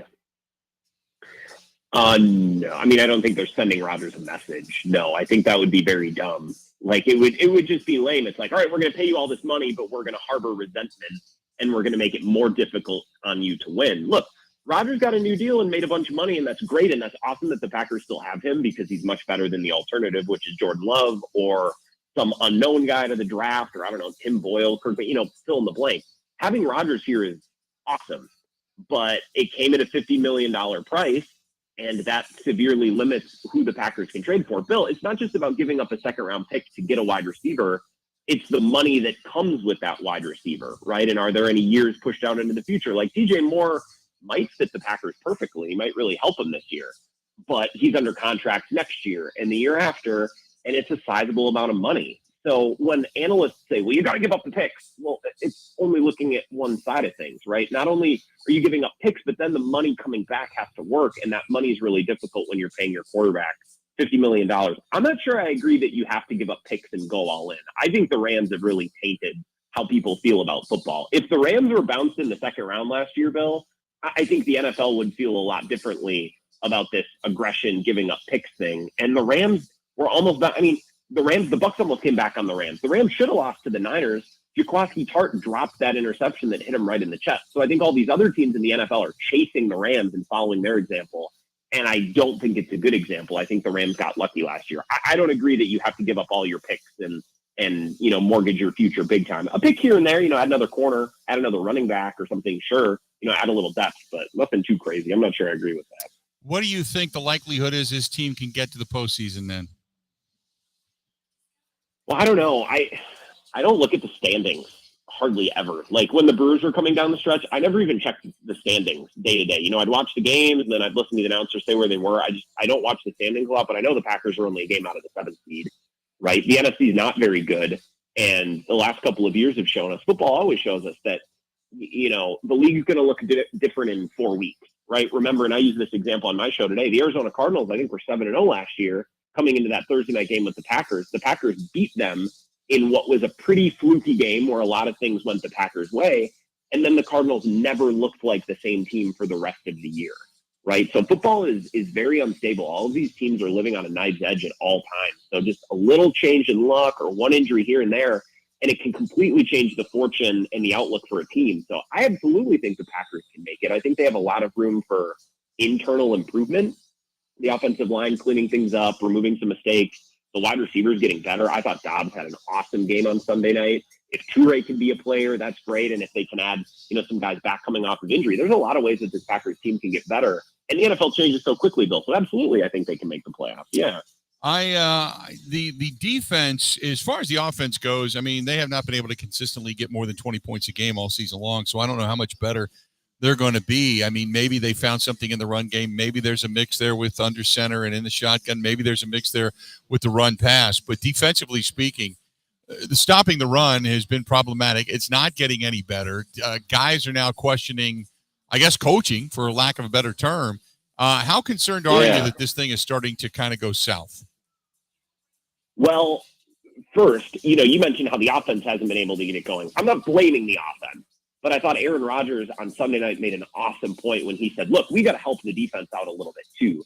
Start a little faster so the defense can play from ahead and really get after the pass or rush the quarterback. I thought that was a great point. So Aaron Rodgers, I think, gets it right now. He realizes that this defense has been a little bit underwhelming, and they're figuring some things out, and hopefully they do get it figured out. But in the meantime, right, Aaron Rodgers, I think, definitely recognized that responsibility that he has as the leader of the team. Look, I got to start a little faster on offense. We got to start faster so we don't put our defense in a hole. Now, that being said, Joe Barry and that Packers defense gave up points on 5 straight possessions in Buffalo and really ruined any chance the Packers had of running their way and slowly climbing their way back into that game. Bill, I said this on my show today, and I believe it. And you referenced that Rob Demovsky quote that he had and others had, where basically there's some voices in the Packers locker room that are losing trust in Joe Barry. They don't believe in his scheme. They don't believe in his coaching. If the Packers give up 30+ in Detroit this weekend and lose, Matt LaFleur's got to get rid of Joe Barry, or he's going to lose his locker room, right? He's either got to lose his DC or he's going to lose his team, because I just don't think there's a lot of faith in Joe Barry. And if there's a bad performance on Sunday that costs them a game, he's got to go. I don't know who replaces him. I don't know what the next step is, but he's got to go because he's a big part of, I think, this locker room that might start to teeter if the Packers keep losing. Let's say they lose this game on Sunday. At that point, you lost to the Giants, you lost to the Jets, you lost to the Commanders, and you lost to the Lions. At that point, then, are we not looking at the final nail in pretty much the coffin that is the Green Bay Packers? Well, it certainly doesn't get easier after the Lions, right? They got to host the Cowboys, who are just a legit team. They hit hard. They have great pass rushers. They're just a difficult team to play against. They got to play the Titans, who I don't think are that good, but they're a well-coached physical team. The Eagles, they got to go to Soldier Field. I think the Bears are very good. They still have to host the Dolphins and the Vikings, who are winning games. So, yeah, I'm with you. This is a game that you need. This is a must-win game. I don't know what comes next if they lose this game, Bill. You know what I mean? If they lose this game, like they lost to, for example, the Jets, where they never seemed to really be in it, and they never really seemed like they had a shot to win. I don't know what next week looks like. We'd be in uncharted waters with LaFleur.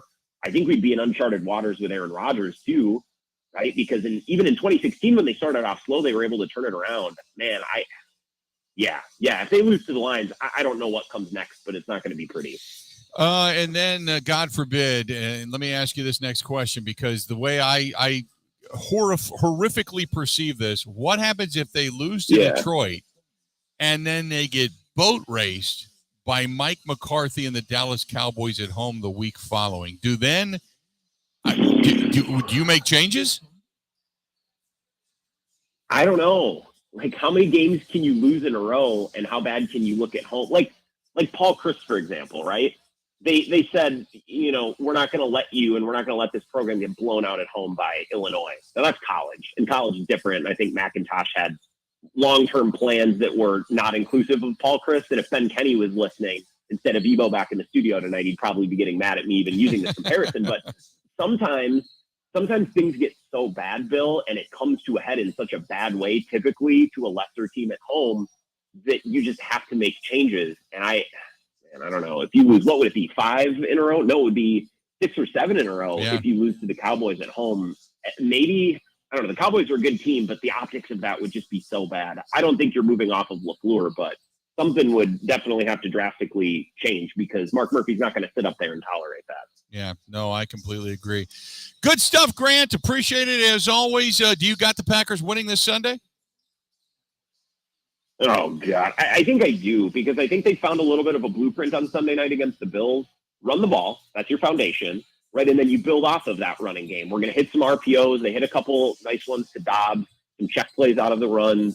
You work the ball over the middle. If they get Lazard back, that's a nice piece. And then what you saw with Dobbs and Toure, if they can work in some of those shot plays, Bill, now we have a recipe on offense, right? And I know the Bills took their foot off the gas, and it was definitely I think the final score wasn't really indicative of how much better the Bills were from the Packers.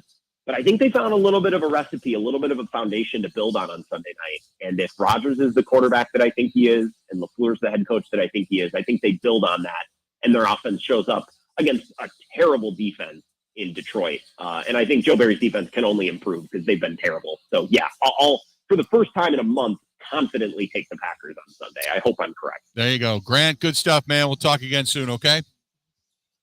Thanks, Bill. Appreciate the time. Have a good one. Appreciate it, pal. There you go. Grant Bilse, the Wisco Sports Show. You can follow him at Wisco Grant over on Twitter. Good stuff there. When we come back, we'll hear from the quarterback of the Green Bay Packers. Aaron Rodgers spoke a little while ago to the media. And, I should say earlier this afternoon to the media. And it's a lot of questions about what they're doing, what direction they're going, what they should have done, didn't do, what they can do now. Stay tuned. We got a lot more coming up. It's the Bill Michaels Huddle broadcasting live at the Mecca Sports Bar and Grill. That's what you're looking at live right now. If you're watching on the Bud Light live stream, as people are coming in to watch the Bucks and the Pistons, they just tipped off a little while ago. Bucks with an early lead with just under 10 minutes to go in the first quarter. But swing on by if you're out and about in the area, and you can win some Bucks tickets and a suite to an upcoming Bucks game as well. Compliments of our friends at Bud Light. Stay tuned. More coming up after this. This is the Huddle with Bill Michaels on the Wisconsin Sports Zone Network.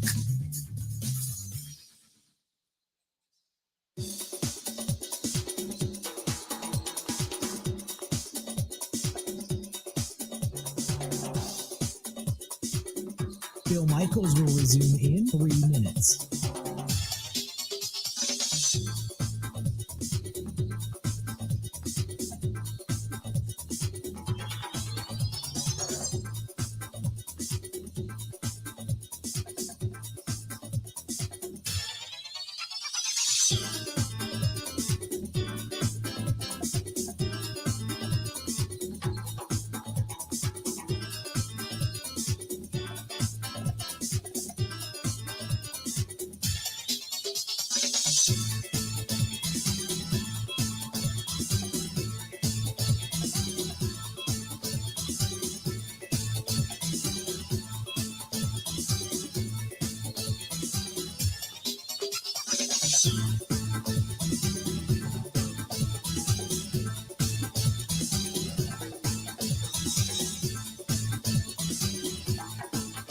Bill Michaels will resume in 2 minutes.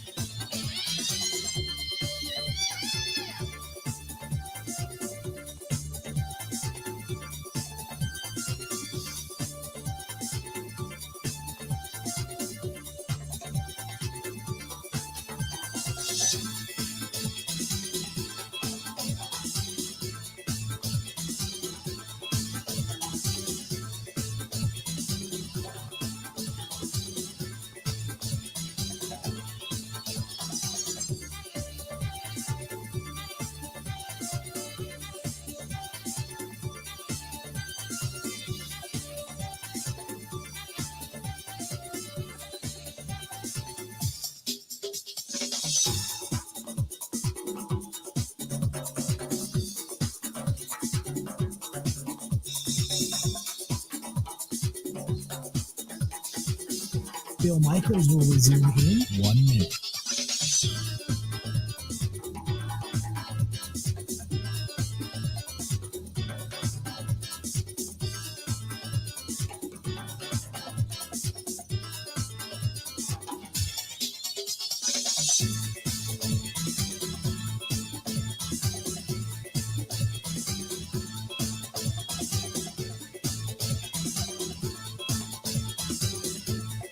Bill Michaels will resume in 30 seconds.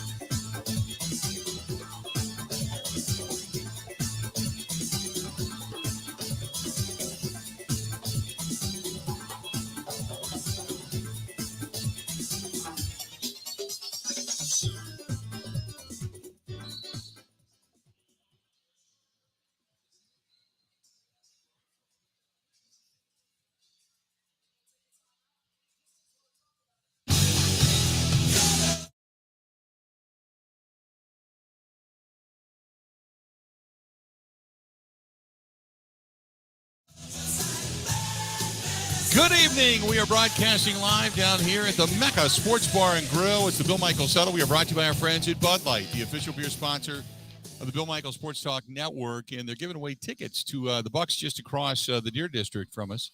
Just got underway a little while ago against the Detroit Pistons. Still got time to get down here. They're giving away a Bucks suite tonight, so you could be one of the lucky winners that could come down here and win yourself a winner that wins yourself a Bucks suite tonight.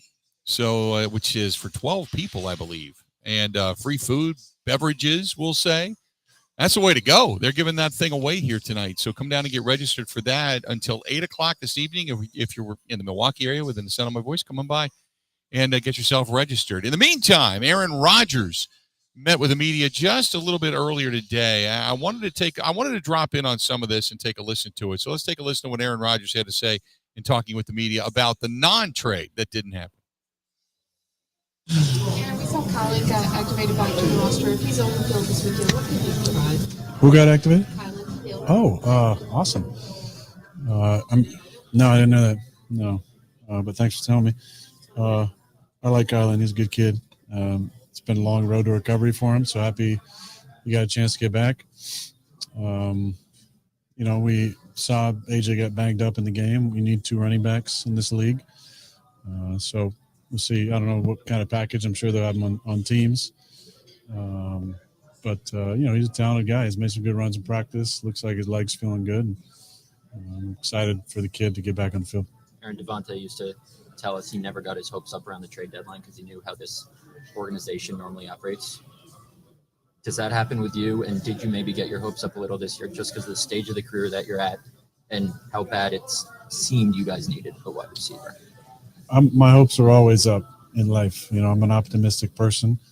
And obviously the compensation or whatever players that we were going after, it just didn't make sense. So I trust Brian, and we had some good conversations. Know that we were, in on some things, and it obviously just didn't pan out. So along those lines, Aaron, what are you thinking yesterday where the Vikings you're obviously chasing the Vikings, they made a move, Eagles, who you're chasing, made a move 5 days earlier. So what are you thinking when all these things are happening and you guys aren't? Well, with all due respect to those teams, we're chasing some other teams right now. We got to get back in the hunt.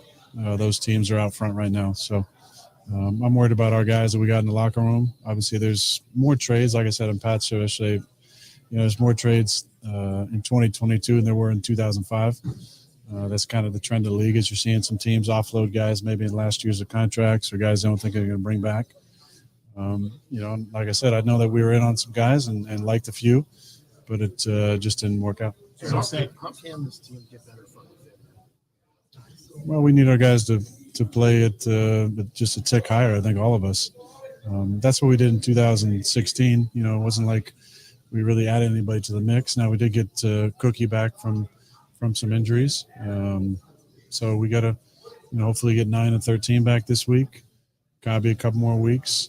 We're hopeful that both Elton and Dave will be able to go, and there's no surprises on game day. And I think that squad, when you put that together, I think we can win some football games with those guys. So I think that's what we're all hoping for, is just to get a little bit healthier, and then our guys to just everybody play a little bit better. Are you any more confident in this receiving group now than maybe you were a week ago based on what happened at Buffalo? Yeah, I mean, I'm proud of Rome and the way that he showed up and made a couple big catches. We just got to, make sure his confidence is where it needs to be. When he's a confident player, he makes hands catches. He's a really talented guy. I'm really proud of Samari with his second adjustment there on the touchdown. It's a fun moment for the kid, catch your first touchdown in the NFL. And then I thought, Aiden did some nice things, nice release on the 2-man hole shot down the sideline. So we're going to need plays from those guys, regardless if we got our guys back or not. We need those guys to be able to go in and spell guys and make plays when the number's called. Aaron, back at the start of the offseason, you made it clear that you didn't want to be a part of the rebuild. Obviously, with the extension, the decision was to maximize this window for what we can. Given where this team is, I know that Brian tried, but didn't a move need to be made yesterday to jumpstart get this team in the second half the right way? Well, I mean, again, that's not my area of focus. So Brian didn't think that whatever was out there was worth whatever was required given up. So that just sends a message to us that we got to, play with the guys we got and win with the guys we got. And I think there's still a lot of confidence in the guys in the locker room. I do feel like we need to get healthy. When we're at our full strength, which we really haven't been this season, whether it's been Dave, not playing early in the season and Eldon not playing early in the season. We haven't kind of had the 11 that we thought we were going to play with for extended time. So when we get those guys, I feel like, we got the team to get the job done. You mentioned the turnaround in 2016. Your turnaround, everyone's turnaround, your turnaround was the last season. What do you remember about that? Because it really seemed like it was really carried. I mean, sometimes you say things to try and get a reaction, get an energy adjustment, even if, you're maybe not 100% certain that's going to happen. And there's timely moments for those things. I believed it was possible. Did I think it was going to happen? Maybe not 100%, but I knew it was possible. And I knew if we just started believing in each other in a different way that it was possible. And I think that's what just needs to happen with these guys is when we start expecting to win and not hoping to win, things can change a little bit. It just takes one game. Could be one quarter, one play that can alter the trajectory of a team, both positively and negatively. And hopefully we make that play, that quarter, that half, whatever it's going to be this week to put us in the right direction. What changes that to an expectation? Because the last two games you guys have had have kind of carried yourself with an expectation. I mean, every game I take the field, I expect to win. So I'm not sure what you're talking about last couple of games, but I meant last couple of years, you guys have that expectation to go out and win every game. What changes the hope to an expectation? Well, you got to learn how to win again. Every year, can't line up and say, "Oh, we won 13 the last 3 years. We're going to mow these guys down." It just doesn't happen in this league. The league is deep, and margin of victory is very slim. So we got to play a little bit better and have a couple of those plays go our way, and hopefully we'll come out with a W. Feel a little like now or never against Detroit? Not really. I don't think it ever needs to feel like that. I mean, there's a little bit more urgency, I think, as the season gets into November. Obviously, the weather's changing, which is usually in our favor. And if we can just get a couple of these, I think we could start to become that dangerous team that we believed at the beginning of the season we could be. Aaron, you said personnel is not your area of focus. This locker room, though, is. We've seen other teams, not even Packers teams, like when the Brewers trade Hader or whatever, where you guys are all human beings, and if things disappoint you, it impacts how guys play.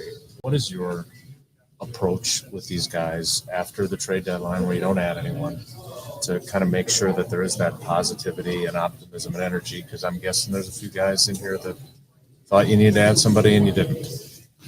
Well, we didn't subtract either. I think that's a really important point to make. So obviously the organization, the third floor, believes that we have the right guys in place to win. There's no tanking. There's no rebuild. This is a team that is expected to get the job done. So it's on us as players and also coaches to make sure that, we're doing everything we can to win football games. Go ahead. Are you satisfied they did make an effort, kind of effort you would have wanted to see? Was it a difference from previous trade deadlines? I mean, I'm not entirely sure what the overall difference was. I mean, I assume that Brian's always working the phones and in conversations about that kind of stuff. So I'm not sure how it is differently this year as compared to previous years. I'd have to kind of go back in the memory banks a little bit. On Sunday, you said you wanted to sit with this before saying too much after the Bilse game, after you've had time to think about where this offense and this team sits. What are your thoughts on what you have here and whether you can get pointed in the right direction in time to make a difference? I think the key is health. We got to get our guys healthy. When we have our starting five out there up front, I feel like we have the guys in place to be able to block it up and take some shots downfield. If we don't, then we got to adjust some things and run the ball a little more effectively. That's what we, obviously we're trying to do is until the fourth quarter was, get the ball out of my hand really quickly, short throws, and then run the football.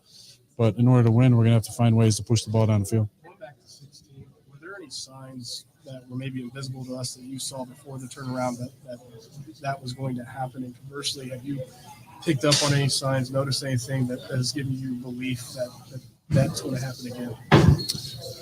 Not really, to be honest. I think that was part of the anxiety around making a statement like that is trust. You have to trust even if you can't see a specific thing clearly that gives you that confidence to say that. Now, the confidence for me comes from within, that I feel like that anytime I can go on a run and have gone on runs of playing at a near perfection level. And I know when I'm playing well, I can raise the level of my teammates in the locker room. So I'm going to expect, to reach that level. Obviously, we got to do some things up front and protect and be able to push the ball down the field. But it wasn't one specific thing that I saw. It was more just a feeling that we needed a little bit of a jolt and maybe take some pressure off of the rest of the guys, put it on me to play at a really elite level, and that we would all follow and start to believe. And you felt it. You know, the guys started talking about how many we had in the bag and how many we had left to go, and it just kind of became contagious.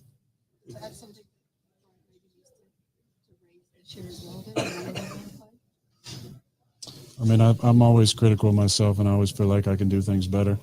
But we need to be able to block things up and have time to throw in order to do some of the things down the field that we had in the plan last week. And a lot of that stuff, like I said, was for 9. You know, we had some things for 9 and 87. When he went down, 87 became the move guy, had to move some different positions. So we had to, you know, Matt did a good job adjusting some things, you know, kind of in a short amount of time. But, you know, we need our full roster out there. With Samora, you've talked about the playbook. There's a playbook on paper and so on. A touchdown by Samora, I would assume that's what you're talking about. Have you seen that on a practice field, that it wasn't just a one-time thing they did on Sunday, but he's kind of shown that on the field? I've seen his practice habits improve. I nicknamed him Captain Casual in training camp as a way to maybe encourage him to start practicing with a little different type of tempo, practicing like a pro. And I don't think he really appreciated that nickname. I mean, who would? But it was, you know, it's gone from a nickname that was legitimate to more of a joke now, because his practice habits have really picked up, and I've been impressed with him.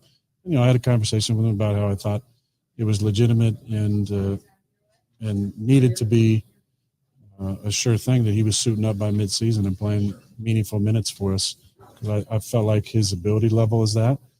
But I said, you know, you got to start practicing better. You know, you got to show it to us in practice. And I really feel like the last 3 weeks he's had really nice practices, you know, going on the look team with Jay and making a lot of plays. And then when he gets opportunities with the first team, not having a drop off in production or approach. And so I give him a lot of credit for that. There's a real thing as a rookie wall that everybody hits, and maybe he hit it early in the season because he's been practicing the right way. You talked about wanting the young guys especially, to sort of learn you and your tendencies, but to Bill's question, on that scramble drill session, was that kind of what you're talking about? Like wanting to see more from the— It's just, you know, it's leaving room for the reaction. You know, we got to get away from the robotic and into the feel, into the reactions, the instincts that kick in. And that was just a natural play by him. He's running a deep post.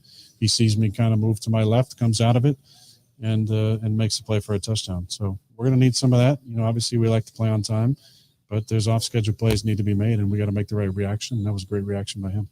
There you go. Let's do this. We're going to cut out Aaron Rodgers speaking to the media a little bit earlier today, but some interesting stuff there. And he says one of the things, we have to learn how to win again. Once losing starts to become the norm, it really can, the stench of it can begin to permeate an organization, top to bottom. And he said the urgency is we have to learn how to win again. Out of the entire conversation, that's one of the bigger statements, because this team, if he, you know, kind of going in that direction, whether it's players, coaches, what have you, he said, we just got to learn how to win. And it's true. We've seen that. That's why they, for a while there, played good in the first half, couldn't play worth a damn in the second half. They need to learn how to win again. Speaking of that, we're going to talk about winners and losers this coming week. We're going to start making some picks in the NFL coming up next. We are broadcasting live down here at the Mecca Sports Bar and Grill in the Deer District across the Fiserv Forum. Bucks right now up on the Detroit Pistons. Game going on over at the Fiserv, and Budweiser's giving Bud Light's giving you some tickets and some sweets here as well. 25-18 right now with just under a couple of minutes to go in the first quarter. The Bucks up on the Pistons. Stop on by and say hi. We got more coming up right after this. This is the Huddle with Bill Michaels on the Wisconsin Sports Zone Network.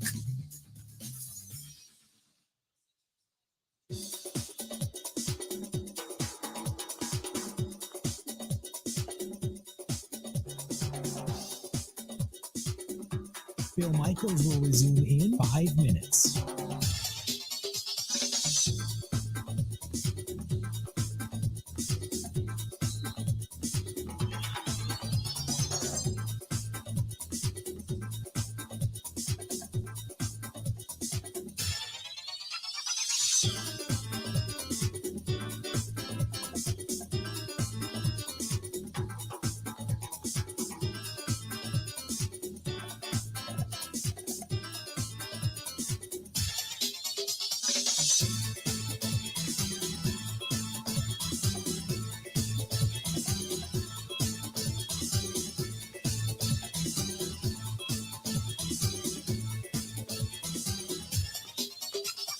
Bill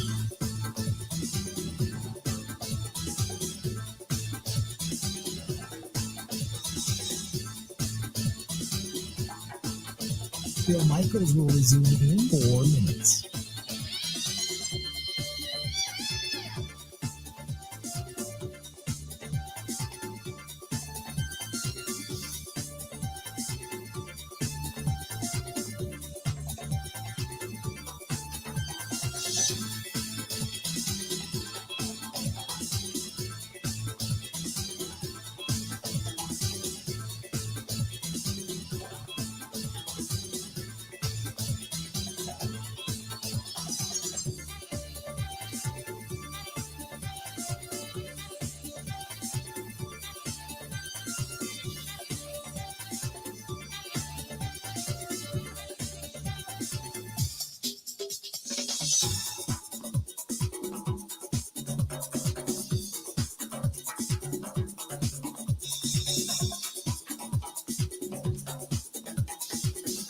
Bill Michaels will resume in 3 minutes.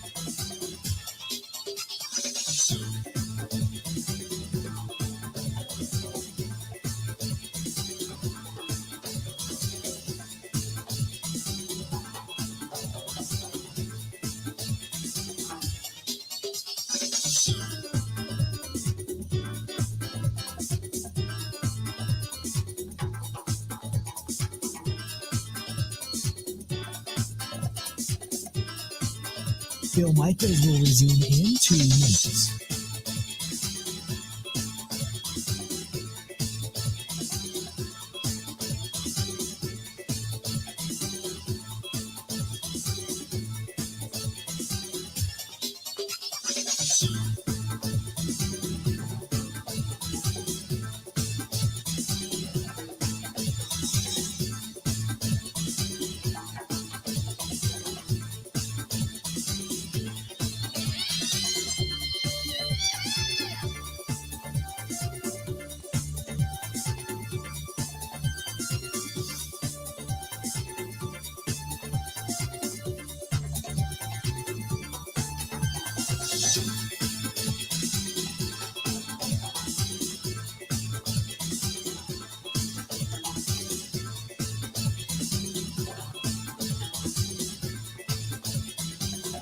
Bill Michaels will resume in 1 minute.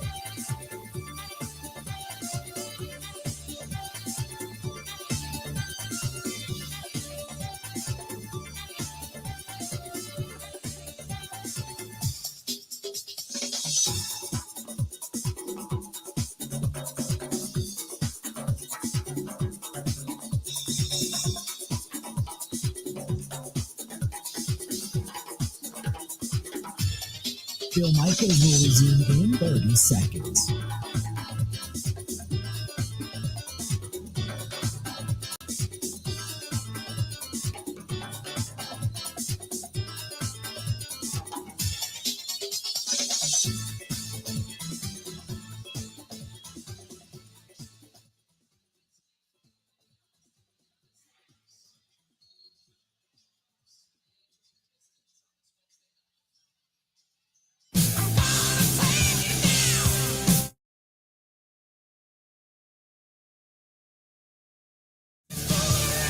Welcome back.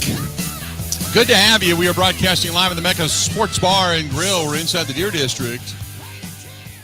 On the big screen, you've got Bucks basketball. The crowd was here earlier, was really good. And then they all went next door to the Fiserv Forum as they came down here, grubbed down, had a few beverages, a few Bud Lights, and headed over to the Fiserv, where the Bucks are currently beating the Detroit Pistons. They played them on Monday, playing them again here today, and efforting for yet another win, taking the undefeated record to the court tonight. In the meantime, Bud Light, if you stop in, still between now and the end of the evening, giving away a Bucks suite coming up here in a few weeks at the Fiserv Forum. So you still have some time to get registered for that as well. In the meantime, you've got NFL scores and such to be given and picks to be made. Our buddy Ebo is producing the show. Ebo, you producing tonight because Ben is just too amped up watching the Philadelphia Phillies game? You know, Ben scratched my back last week, so I was scratching his tonight. And yes, it just so happened to coincide that he picked this day, Bill, because it was the Philadelphia Phillies in the World Series. So, yes, long story short, yes. I figure he's out of his mind right now. It's middle of the second, and it's scoreless. So he's probably biting his nails, hoping the Phillies can at least play a few runs and give him some breathing space. So I think Bryce Harper's up, so they might get another home run from him, like second inning as of last night he did. I tell you what, I took a lot. I didn't get a chance to watch a lot of it last night, but I saw the highlight of Altuve sitting on the top step of the dugout with his back up against the railing and watching the score go up and up and up. It was 7-0 at that point in time. They kind of knew the game was over. Just watching the dejection on his face. Now they got to the World Series, but I was so glad that they didn't win that game last night. All right, let's get to it. We got scores and such to get to. The Eagles, I'm taking the Eagles tomorrow night, by the way, not only to win, but to cover 13.5-point spread against the Texans tomorrow night. Eagles on the road take that undefeated record into a 1-5-1 Texans home down in Houston. The Texans 0-2-1 at home, not one in front of the home fans yet. I get the Eagles rolling by 14 or more in this one, Evo.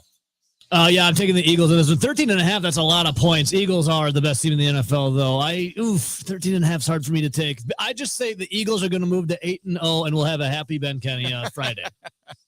Dolphins on the road taking on the Bears, who just picked up Chase Claypool. Miami favored by 5 in this one. I'm taking Tua and company. It's not going to be terrible weather. It's going to be, I think, in the mid-50s, some rain down in Chicago. So it's going to be a little bit sloppy, but the Dolphins are used to that kind of weather, rain and slop and such. Down in Miami, they get the thunder showers all the time. I'm taking the Dolphins to win on the road in Chicago. Yeah, I'm right there with you. Bears had a little fire sale. I don't think Chase Claypool is going to be, Justin Fields not going to be doing too much of that if he was going to be playing. Dolphins cover, win, no problem for me at Soldier. Panthers on the road at 2-6. They're winless away from home, though. Both of their wins coming at home. Meanwhile, Cincinnati licking their wounds after a just craptastic performance offensively from Cincinnati against Cleveland the other night on Monday Night Football. Bengals are at 4-4 and 2-1 at home. I'm going to pick them to get the win. And I don't know if I'm going to – it's hard for me to pick them to cover the 7-point spread in this one, but their offense looks inept. It's very reminiscent. I'm not going to say Joe Burrow is the same as what Aaron Rodgers is in right now because he still has some good weapons with him. But once Jamar Chase went down, it looked like they just couldn't move the football at all. They couldn't run it. They couldn't do anything, and their offensive line sucks. I'll take the Bengals to get the win at home, but I don't know if I could take them to actually beat the spread by 7 in this one. Yeah, I'm right there with you, Bill. Bengals, I'm not sure what's going on, but I know what's going on with the Panthers. They, despite the win last weekend, they kind of stink. They got the fire sale going on. I'll take the Bengals for a little get-right game. Vikings are on the road at 6-1. They pick up T.J. Hawkinson. They bolster themselves offensively. The Commanders sitting at 4-4, surprisingly. Now you've got more news coming out that they are being investigated federally as the feds are now looking into the business practices of Daniel Snyder, who has now said that maybe I'll go ahead and put the team up for sale. We'll wait and see. I'm going to take the Vikings to get the win, but Vikings by 3.5 in this one. I don't know if I'd pick the Vikings to I'll give credit to Ron Rivera. My God, they're 4-4. Nobody thought they would be 4-4 at this point in the season. Give credit to Ron Rivera, but I'll take the Vikings to get the win. I'm actually going with the Commanders in this one, Bill. Vikings, we were looking it up today. Luck stats, not Andrew Luck, but being lucky is a real living, breathing thing in the NFL. The Vikings are the 3rd luckiest team in the NFL, and I kind of like that Taylor Heineke guy. I think at home, I'm going to take the Commanders in this one in an upset. The Vikings' luck runs out. There you go. Chargers on the road. They are favored by 3 over the Falcons. Falcons surprisingly sitting at 4-4. Chargers at 4-3, a couple of wins away from that big SoFi stadium that they had built. They're going into the Mercedes-Benz Stadium down in Atlanta. I'm taking Atlanta at home. The upstart Atlanta Falcons suddenly have a little bit of life and energy, and I'm taking Atlanta at home in this one. Yeah, how crazy was that win for the Falcons over the weekend? Right? Man, they are 3-1 at home. You're right, and Chargers always find a way to screw it up too. I'm actually going. I'm rolling with it, Billy. Give me the Falcons as well. Colts on the road. They're taking on New England. New England sitting at 4-4. Colts 3-4-1. and New England's favored by 5.5. I don't necessarily think that they have any kind of a major quarterback controversy going on right now, but Bill Belichick would never tell you even if you did, because he would just tell you to, don't worry about it, and he'll figure it out. And they're going to play football on a day that's a Sunday because they're wearing helmets and their football team. So that's the way he'll look at it. But I'll take the Patriots at home, and I'll take the Patriots to cover at home.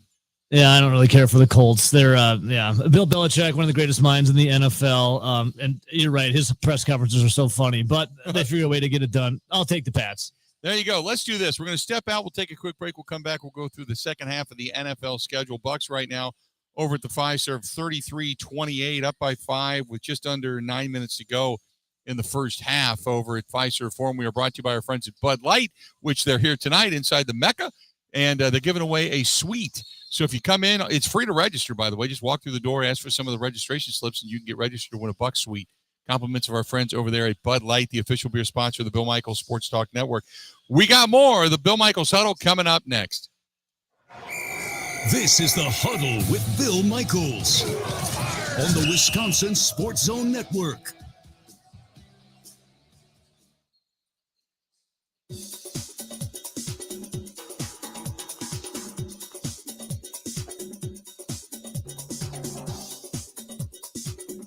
Bill Michaels will resume in 3 minutes.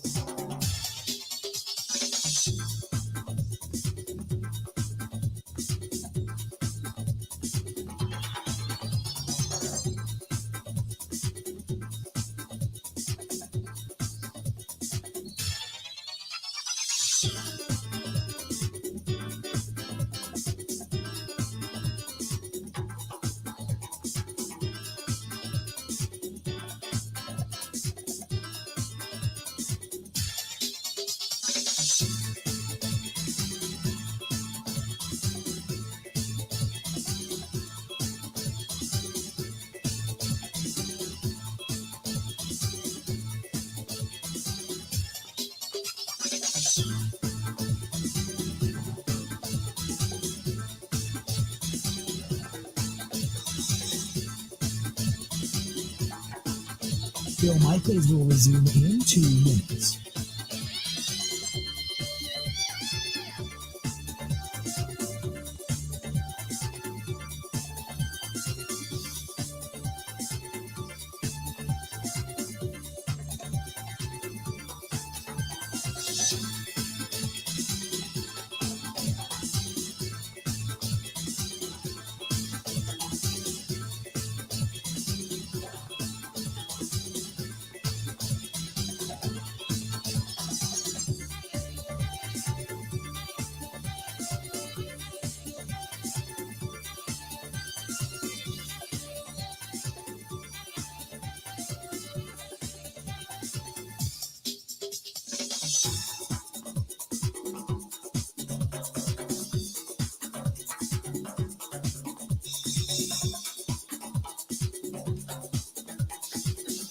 Bill Michaels will resume in 1 minute.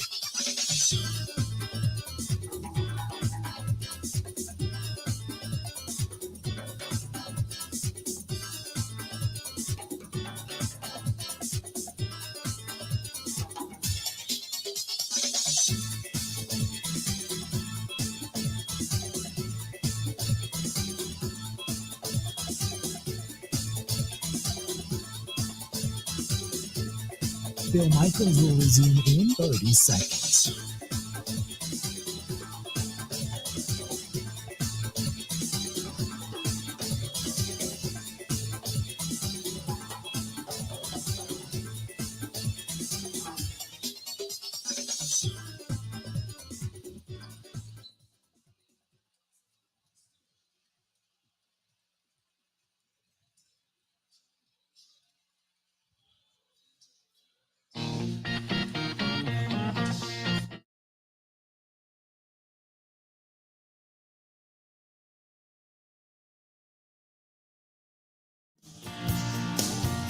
Welcome back. Good to have you. Bill Michaels Huddle, brought to you by our friends over there at Bud Light. Bud Light's here in the house tonight down at the Mecca Sports Bar and Grill across from the Fiserv Forum in the Deer District. And the Bucks trying to put away the Pistons for the second time in 3 nights. But Budweiser's here, Bud Light's here, and they're running around with a bucket. I don't see them at the moment, but they're running around with a bucket. If you come down between now and probably about 8:30, they are registering people to win a suite for you and 11 of your closest friends to head over to the Fiserv Forum and watch a Bucks game coming up here in the next couple of weeks, giving you the suites and everything that's in it, including the beverages and the food. So not a bad way to go. But if you want to come down, it's all compliments of our friends at Bud Light. They are the official beer sponsor of the Bill Michaels Sports Talk Network. So we get back at it as we continue to make our picks. You've got the next one up on the docket, the Bills at 6-1, what's considered to be the best team in football. This one's going against the Jets. The Jets just lost again to Bill Belichick and company and the New England Patriots. Now here come the Bills the week after. Buffalo's favored by 12.5 in this one. They're playing in New York, where the Jets surprisingly are 1-3. The Bills 3-1 on the road, and also getting a win that includes in Kansas City as well. I just think the Bills are too strong, but a 12.5-point spread is quite a bit against a really good Jets defensive front who we saw up close and personal just a few weeks ago. I'm taking the Bills, but I don't think the Bills are going to cover in this one.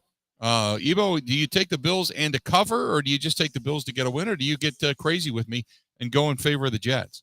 See, I'm thinking of the Packers game because everyone was getting real high in the Packers in the second half against the Bills, and I'm more under the belief that the Bills just kind of let off the gas, and Josh Allen started getting careless with the ball, and they could have moved it around willingly if they wanted to, if they had the mindset coming out in the second half. I think the Bills are going to put it on because Zach Wilson is nowhere near an Aaron Rodgers and the pieces there. I think the Bills. I'm taking the Bills to cover, Bill.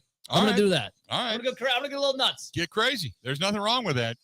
You got the Raiders, the Jaguars. That's a noon kickoff over on CBS. You got the Raiders, who absolutely positively suck. They're on the road. They haven't won a game away from that giant spaceship out there in Vegas. They are an 0-4. Meanwhile, the Jaguars coming back from London after getting beat by the high-stepping one, Russell Wilson, and the Denver Broncos. They're a measly 2-6. This is a battle of ineptitude. I'm taking the Jaguars only for the fact that I hope the Raiders lose. That's it. I for no other reason, just because I kind of wish the downfall of the Las Vegas Raiders. Man, both of these teams just stink. Like I believe more in Lawrence than I do in Carr, which is crazy to say because Derek Carr gets all these weapons, and what do? They go to 2-5. Mm-hmm. I just think because of the home factor alone, I go Jags, I guess. Yeah. What a stinker of a game. I can't believe Las Vegas is this bad. Same. It's crazy. It's just unbelievable to me that they are just this bad. And coming off of last week, Devontae Adams, one catch, just a couple of yards. Oof, terrible. Meanwhile, the upstart Seahawks, 5-3, leading the division. Nobody saw this coming. That's an afternoon game on Fox. They are in Arizona taking on the Cardinals. Cardinals now are favored by 2.5. But the Seahawks are rolling, and the Cardinals, for everything that went on in the offseason with Kyler Murray and how he wanted the contract and the money and such, I thought they'd be better. I think this is the beginning of the end of Cliff Kingsbury. I'm going with the Seahawks in this one. Man, I'm right there with you too, Bill. Geno Smith is the number one passer in the NFC. That is crazy to say. The Seahawks, they got a little momentum going on right now, and the Cardinals, I'm not a believer in them. Cliff Kingsbury is kind of a clown, and Kyler Murray, what is he? Give me the Seahawks. Geno Smith, by the way, he's already, I think, the comeback player of the year. I don't think there's any doubt about that. But is he in the MVP chase, do you think? Yeah, he's maybe like a slight dog. He? Yeah, he is. I'll have to go look at the Vegas odds on that one. He's got to be creeping around somewhere. I mean, he's pretty good. Yeah, Josh Allen, certainly he's going to be in the mix. Maybe a guy like Tua. They're sitting at 5-3 and what he's done this year after coming back from injury. But you got to think Geno Smith is going to have some kind of say in that before it's all said and done. Meanwhile, the Rams are foundering 3-4. They're 1-1 away from SoFi. They're on the road. They're going way down to Tampa Bay. 3-5 are the Buccaneers. And Tom Brady said almost the exact same thing that Rodgers did this week. He said, we have to learn how to win again. And did you see the write-up about Tom that within a matter of a week, he had lost twice and he got divorced? You talk about a bad week. Holy crap. I almost felt bad for him. Then I remembered how much money he has. So, right. Yeah, I know, right? The Buccaneers at home. The Buccaneers just look so bad. Their offensive line is decimated. Their defensive front can't stop anybody. I'm going to take you know what? I got to take the Rams. I'll take the Rams because I don't have a lot of faith that Tom can just throw it on his back anymore and look good. This is going to be an ugly game. I'll take the Rams on the road to get a win. Such a strange game, Rams Buccaneers. You were talking about this game last year. We'd be talking about two teams probably undefeated or with maybe 1-2 losses and how good they are and how they have Super Bowl aspirations. Rams are floundering, like you said, struggling. I think Tom Brady responds to adversity. I'm not going to count Tommy out. He's got the dead weight that is Giselle now divorced him, so she's gone. Now he can fully focus on football. Give me the Buccaneers. You've got the Titans 5-2 going against the Chiefs 5-2. The Chiefs are 2-1 at home. The Titans are 3-1 away from Nashville. Kansas City favored by 12.5 in this one. If Derrick Henry runs the ball well, I don't think the spread will matter, but I still think the Chiefs at home are going to win. Yeah, I'm right there with you. Chiefs, I don't know if 12.5 is pretty big. I mean, Titans aren't bad, so I'll take the Chiefs, but Titans to cover, but Chiefs win. Monday night, you got the Ravens at 5-3. They lead the AFC North. The Saints in a really weird NFC South. They're sitting at 3-5, where everybody's pretty much on top of one another. The Ravens on the road. I'll take the Ravens on the road to get the win. Baltimore's favored by 2.5. I think they win by 3 or more.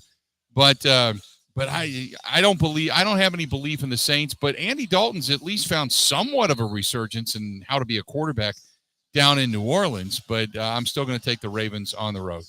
Yeah, I'm taking the Ravens too. I mean, Andy Dalton's been serviceable, right? He's not bad, but give me Lamar Jackson and the Ravens to get it move to 6-3 in the year.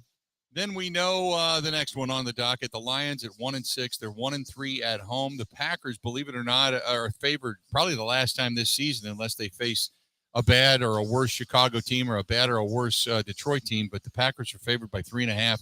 At Ford Field, a place where they notoriously just they don't cover, they don't play real well. The Packers are 3-5 and all their problems. Oddly enough, I'm taking the Lions. I'm taking the Lions can score. Packers haven't been over 20 points per game consistently all season. They only average 18.1. Packers don't stop the run. Their defense is in flux. Although they've played better, they're not playing great. I'm going to take the Lions. If the Lions put up 24 or more, they're going to win this game, and I believe they can. I'm going to take the Lions at home.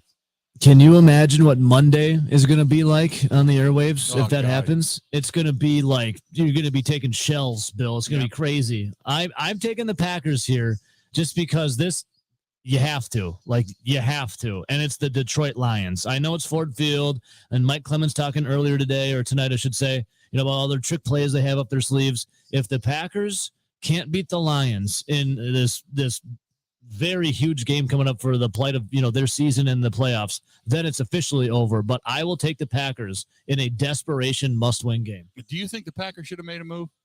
Yeah. Oh, yes. Yeah. Just something. Just something to say, hey, we want to give you a little jolt, a little juice to for the season. Just something. The Lions move Hawkinson. They deal him over to the Vikings. Vikings continue to get better. And sometimes when you got nothing to lose and nobody believes in you, you just go play easy because you just let it all hang out. Dan Campbell still, for whatever reason, has that locker room, and they've played hard, albeit they've had a couple of blowout losses that I just was really disappointed in. But I thought the Detroit Lions would be better this season, and I still think they are. Their secondary and defense sucks.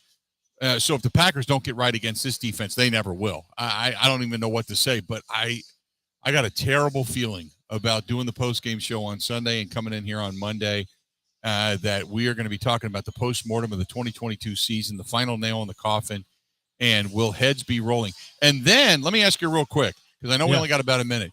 What happens if they get beat by Detroit and then get boat raced by Mike McCarthy and the Dallas Cowboys after that? I feel like that's going to happen with the Cowboys game, by the way. But, I mean, people are going to be clear. They want clearinghouse. They want LaFleur gone. They'd want, Mark Murphy gone. They'd want Gutekunst gone. Joe Barry will be the sacrificial lamb if that's the case, which should happen probably. Yeah, that's oof. We got about a week and a half to go before anarchy, and it all begins. Good stuff, Ebo. I appreciate it, pal. Thanks good so stuff, much. Bill. All right, buddy. Awesome. There you go. That's our buddy Ebo producing the show tonight for one Ben Kenny, who is biting his fingernails right now. And he is trying to hang on as they are midway through the third. Philadelphia and the Astros in Philly, they are scoreless as the World Series continue. The Bucks up by 11 right now over the Detroit Pistons. We're 4 minutes to go in the first half. Thanks to the staff and management here at the Mecca Sports Bar and Grill. We really appreciate it as always. Great people, great place. You can see it there on the Bud Light live stream. A lot of fun to come in this place and hang out. Thanks to our friends at Bud Light, and thanks to you for listening, and thanks to you